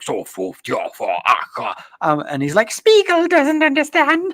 It's like, neither does Ali. Yep. So Ali's happy that the elves talk in English. But there are some Tolkien fans that are hardcore that will be sitting playing this in a fucking robe with their best wood, like Gandalf. No offense to them, but they will be sitting watching this. There's some people that will be. There's only one person in the world that will be doing that. You have to tell me that. I fully believe it. Yes, 100%. No, but do you know what I mean? The world's weird, but there's going to be people sitting there that want to hear the authentic fucking elves, and they don't all of a sudden want to hear English. And you've took that out of the game and made them pay for it. And the menu option of, you've just met Sheila, but you can't read that unless you pay for my DLC. And then the fucking cheek of the Gollum DLC. This is no slight towards the game, or this is developers doing this. 6 fucking classic phrases. Like, what phrases? Me and Andy came up with 3 maximum, wasn't it? Yep. Like, and you can, like, the down D-pad button does nothing by default, right? Nothing. What game has nothing on a button these days? So it's nothing. You have to pay to activate the D-pad down button. The D-pad down, you're right in what you said. Yeah. The fucking devs came, we need to make more money out of this. What can we take out? And they've went, well, the down button, Gollum makes some cool noises, which is a nice thing for the devs to put in. And they've went, strip out and sell it to them for extra. And it's like, I know it's only £2. But it's fucking £2, and you're for 6 lines of dialogue. Is it £2 for each one, or is it £2 for all of them? £2 for all 6, mate. What? So what the dev? This is what I mean by the devs. What the devs done as a bit of fun is, you push down and he'll say some Gollum thing Gollum, or like blah blah, and it's a nothing button, right? Fine. Yep. And the devs went, rip it out, sell it back to them. What? Do you know what the elves are saying? Yeah, rip their dialogue out, fucking sell it back to them. Do you have a thing telling you all these like flowers and all these places you've been? Yeah, rip that out, sell that back to them. They're like, we can. Oh, yeah, we can. So this is what I don't get. There's like £20 worth of dialogue that is technically, there's £20 worth of DLC that's technically 6 lines of dialogue, information about in-game items you're probably not going to read, and then elven dialogue that you can't understand. I would. That was baffling. This is worse than horse armor. Oh, 100% worse than Oblivion 499 horse armor. That was the start of DLC. In fact, I think it was £2, and I think people went mental over it because before then, no one had DLC for games. And Oblivion on console anyway, and on console, Oblivion went £2. You get some horse armor, and people went, what the fuck is this?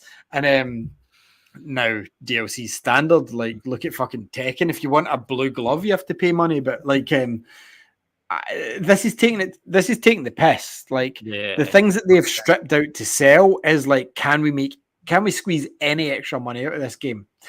And the sad thing is that somewhere knew that this game was not ready because, like I said, IGN got the review code like on review. They had the review out midday on release day, and it wasn't because of an embargo. They didn't have a code.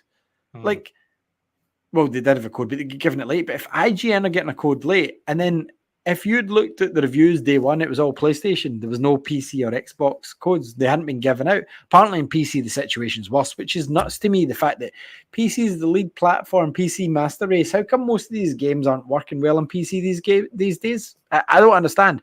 And I do understand. It's because developers are developing for the consoles first because it's the bigger market these days. Yeah, that's what it is. You are right. There's too many different configurations on PCs as well that they can't possibly test for all of them. There's going to be some. Also, the thing is that like the PC market's kind of cornered. They find their niche. Like you're either a Warhammer guy, a Destiny guy, blah blah, and you find your corner. That's where you stay. See, console gamers are like, what's next? What's next? What's next? What's next? What's next? What's next? Like that's how we are. Whereas hardcore PC gamers are like, I'm really good at Dota. Or I'm really good at like this or that. It's never like what's next. There are some, but like it's a shame for Gollum. Like the developers had a good fucking idea, and I never thought I'd be saying this. I didn't think I'd be saying this at all.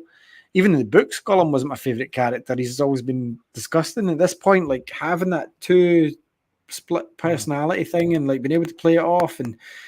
If the stealth had worked and if the platform and worked and if the movement had just worked all the time and like see when the Gollum game does work and click in a fraction of a second it might look semi-decent, you're like, yeah, I quite like this. And then you move forwards and something stupid happens and it pings you off a wall or throws Gollum up in the air or kills you for no reason or just freezes. It's like, why? Problem with it now is that now that it's come out in this state, no matter how many patches it comes out, it will never sell because they've released an apology the day it came out, and they said that they will be addressing the situation in the near future.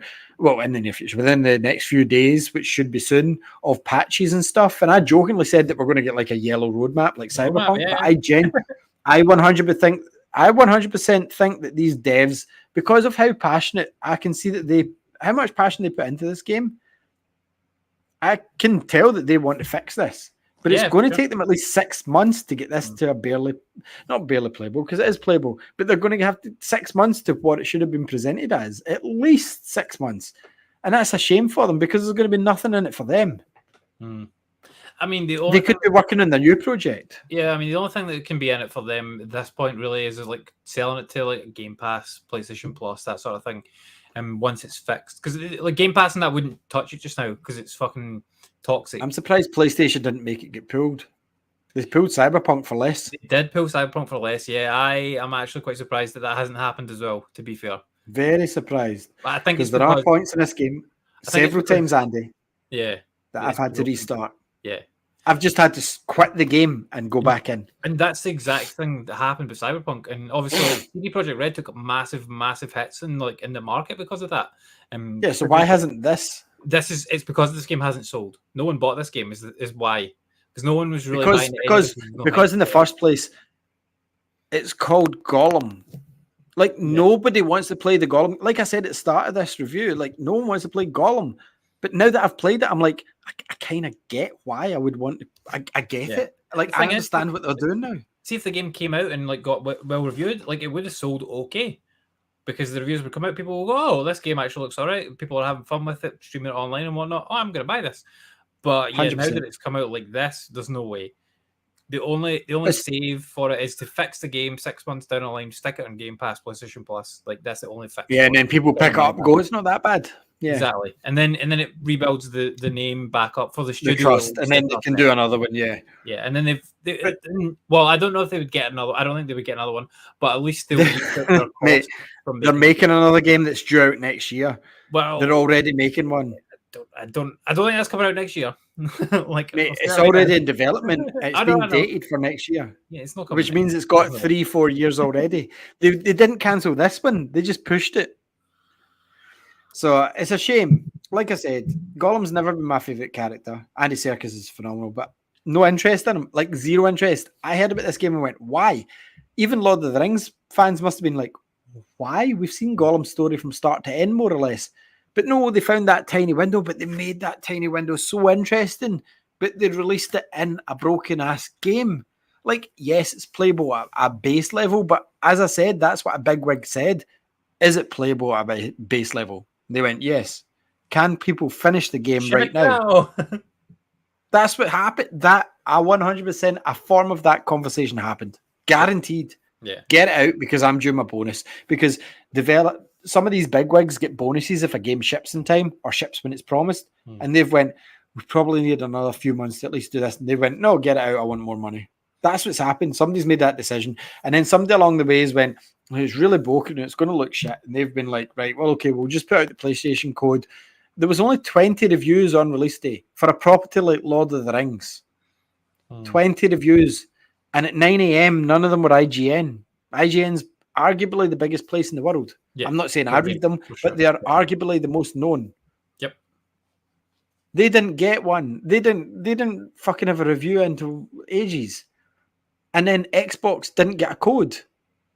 Like, when was it a review code come in? Like 2 days after it was out? Like the Friday, the Saturday, something like that. So they were hoping on this. That's a scummy thing from PR and tactics and stuff. They've hoped on people not really reading reviews. Like, I know plenty of people that don't read game reviews. They like playing games. Just buying it off the Lord of the Rings name and the cover. The cover's well done. It's a nice cover's well done. Yeah.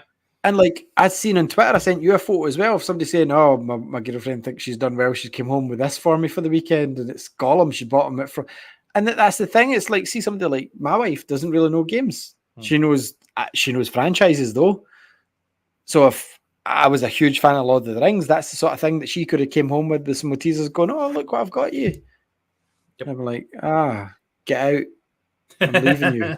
But no, you know what I mean? Like, not everybody's into games like we are, and I understand that. So it's a scummy tactic for them to hold back reviews, because I would argue, like, when it comes to reviews, there's 3 levels of gamers. There's us that are up to date with most things. There's people that will take a look at review scores, and then there's people that don't give a fuck. And I know there's people in between as well. See, the people that don't give a fuck and the people that sometimes read reviews, that's the reason that they held back those review codes, is so that those people would flood the weekend there. And I guarantee you they sold quite a bit from those people, just going in and going, "Oh, Lord of the Rings, you know, my Davey loves that game. Yeah, I'll take it home for him. I like that movie. I'll try this." Exactly that. I wasn't being sexist because I've got a wife and I can imagine how she thinks. Like, that's, but like, you know, it's that sort of concept, or somebody just walking in a shop going, "Oh, cool, mate, look, there's fucking Lord of the Rings Gollum," and me and you don't read up news, we don't read reviews. Let's fucking get it. We buy it, we go home. It's fucking shit, innit? But you've already bought it. Yep. And most of those people aren't the people to take games back or trade them. They're just the ones to put it in their collection. And that's the thing. And like, I just think it's shit, because see, if the game was more widely blasted, and it's not been widely blasted, it's been widely blasted in our circles, but it's not. It's not headline worthy. It's not going to fucking be shown up in the papers or anything. It's not going to be on the BBC website or anything like that. Like the mainstream news. Yeah, so like that's the thing, and I think it's always scummy when I see a tactic like that, because I was like, we haven't even got a code through yet, man, and then it came through, and it's like Xbox codes came through 2 days later, so this game must be running worse than it is on PlayStation, because that is generally the tactic, because these aren't the first publishers to do this. If it runs better on PlayStation or if it runs better on Xbox, that's the copy that the developers get out first. And And then you find out the other version's not as good. So they try and get the highest review scores possible. And then they release the other games. But they've done it so late at the weekend that because they could argue, oh, we've gave you that code, you didn't even bother reviewing it. Because you can't give somebody that code for a game like this on a Friday night and expect it to be done on Saturday normally. Do you know what I mean? Most places don't even publish reviews like that until the Monday. So they were fucking banking on review scores being as good as possible and then just trying to sell it. But anyway, we'll finish up there. Unless you've got anything else to say, Andy. No, I was just having a quick look on Eurogamer's website there, which is one of the kind of main websites that I look to for like video game content reviews and news and stuff. And there's not even anything like about Gollum that I can see on their homepage at all. So I'm guessing that they didn't even review it. But Lord of the Rings is a big fucking property. Yeah, 100%. Do you know what I mean? And like I said, see, I would argue there's even people that would. If I liked Lord of the Rings and Tasha walked into the shop tomorrow and seen Lord of the Rings on like Tesco's shelf, she would buy that game and go, there you go, I got you. It is there. They give it 1 out of 5, but it's buried. It's not. It's only published like a few days ago, and it's already buried and not on the main page anymore. But that's what I mean. It's just unreal that they've done this to the. It's a shame for the franchise. Do you know what I mean? Because I would argue Lord of the Rings is on par with like Star Trek, like fantasy wise towards sci-fi wise. Fan base, yeah, 100%. I mean, it's maybe it's not nowhere near Star Wars. Star Wars, not quite. It's not. It's not. But or Disney would have bought it. But it is up there. Like it's one of the biggest franchises. Like you've got like Marvel and Star Wars. Lord of the Rings is probably like there with like Harry Potter. Lord of the Rings. I'll tell you now. I would tell you now it's not, because the biggest franchises in the world is no Lord of the Rings is nowhere near, mate. Lord of the Rings is the best-selling book of all time. It's the best-selling book of all time. It doesn't mean it's the biggest selling franchise of all time, mate. So otherwise, Disney would have paid. Disney would have bought it. Let's see. It's the best-selling book of all time. I guarantee. Here's what I'll tell you is, and this is what it is. You've got. I'm not saying the biggest book. I'm saying biggest franchise. You've got Hello Kitty. You've got Pokemon. You've got Mario. You've got Mickey Mouse. You've got Star Wars. I wouldn't even say Star Trek's even anywhere near it. You've got Marvel. Trust me, I'm 100%. You can Google as fast as you want. I'm right about this. Lord of the Rings isn't anywhere near the top 10. Well, I mean, it's near it. Very well might not be right. Like, fair enough. But best selling franchises. Best grossing media franchises. Here we go. Number 1, Andy. I'll read it out to you. What do you think number 1 is? Pokemon. Number 2, Mickey Mouse. Number 3, Star Wars. Number 4 is Winnie the Pooh. Then it's Disney Princess. Then it's some Panaman from Japan. Fair enough, don't know it. Then it's Harry Potter. Then it's the Marvel Cinematic Universe. Then it's Call of Duty. Then it's Batman. Then Transformers. Then it's the Cars franchise by itself. Dungeon Fighter. Then it's Hello Kitty, Looney Tunes, Barbie, Dora the Explorer, Pac-Man. It's way, way, way down by the time. I told you. Right? Like it's nowhere near any of this. Lord of the Rings is on par with Avatar and Sonic the Hedgehog. That's pretty big. Sonic's pretty big. I'm not saying it's not big, but it's nowhere near like Pokemon and stuff like that. Mortal Kombat, Phantom of the Opera, these type of things. Yeah, that's what I mean. It's not high grossing at all. For me, it's like, in my own personal opinion, then, right? Like, it goes like Star Wars and Marvel, like here, and then like Lord of the Rings is like here. Like Lord of the Rings is like. It's your opinion, but it's not correct, and it's not how it actually is. Like Lord of the Rings, like I said, it's not even top 10 because I've looked at these lists before, and I was surprised about how far down Star Wars actually was. Never mind Lord of the fucking Rings, which is below the Madden FL, Superman, X-Men, Halo, Ice Age, and Shrek, and Phantom of the Opera franchises. Yeah. I mean, these are big franchises, to be fair. I'm not saying like, well, put it this way, like Shrek, 6 billion. Like, that's not silly money. But then when you get to like the likes of Pokemon, you're talking 76 billion. So Pokemon is 70 billion more successful than Lord of the Rings. Star Wars is 51 billion, the third most successful franchise of all time, only behind Pokemon that Japan loves and Mickey Mouse that America's built since the 20s. Like, Star Wars is unbeatable, man. Like, there's no question in it. Like, people might say, the movies are shit now. They are, but they've sold well over the... You forget about the old ones. Like, they've sold quite well. I think 50 billion says hello. Do you know what I mean? Like, Star Wars will overtake Mickey Mouse and Friends. There's no question. Mickey Mouse and Friends is sitting at 52 billion. Star Wars is at 51.8, and Star Wars is still going properly. Mickey Mouse isn't really going places. It's just it's like Coca-Cola. It's always there. I doubt it'll beat Pokemon, because Pokemon's going to keep going as well. But yeah, Harry Potter's like even 30 billion more than Lord of the Rings. Best-selling book of all time. That list does not include the books, though. That just includes the movie gross. It's a franchise, but that's what I'm talking about. The general, right? Okay, let's do the books then. Best selling, and it's not Lord of the Rings. Books. But the Lord of the Rings is of not all counted time. because it's like a trilogy of books. Let's see what Fellowship is then. No, but Right. they all came out as Let's one book see. and then they split them. Let's See. So here's the Andy, mate. The best-selling book of all time. It's not, because the top selling book of all time is A Tale of Two Cities by Charles Dickens. 200 million reporting of being in circulation. Yeah, The Little Prince is in French. Andy, mate, here it is. You're looking at the Wikipedia list, right? I'm looking at it as well. There's a caveat to this, which says this list is incomplete because there are many books such as The Count of Monte Cristo, Don Quixote, and The Lord of the Rings. No, here's The Hobbit. The Hobbit is above Lord of the Rings. Hobbit sold more than The Hobbit, 100%. Right, so Hobbit sold 100 million. Yeah, it didn't even sell more than the first Harry Potter book. There's no way Lord of the Rings sold 200 million. But anyway, mate, that's a book. It's not the franchise. No one gives a fuck. That figure doesn't include the games either. That's just the box office. Do you want to see the games figure? You're gonna have to scroll way down. Although, talking about that before we finish, because we're still live, right? We're arguing about this live. Lord of the Rings Online just celebrated like its 8th anniversary or something, and it made everything completely free, mate. There's no subscription. All the DLCs are included.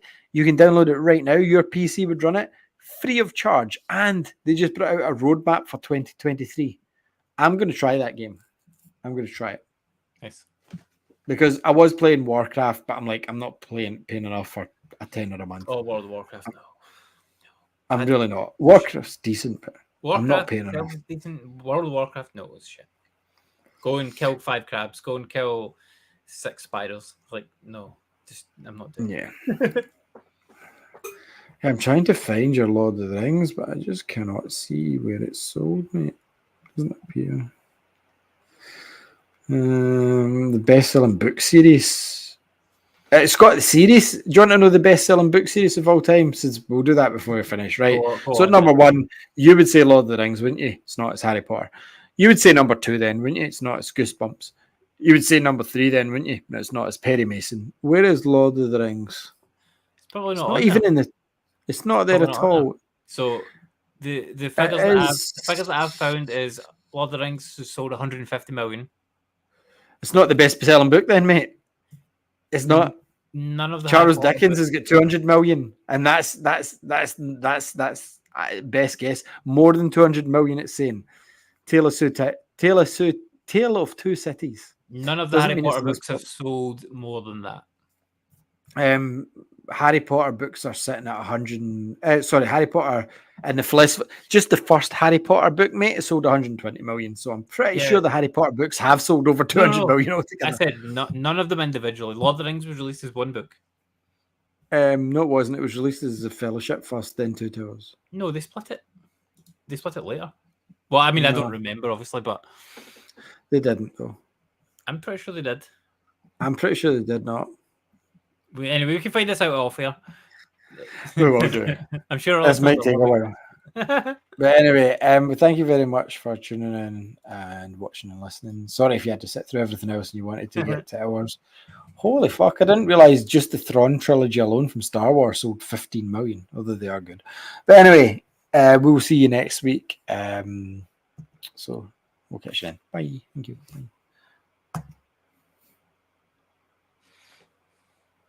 You are right.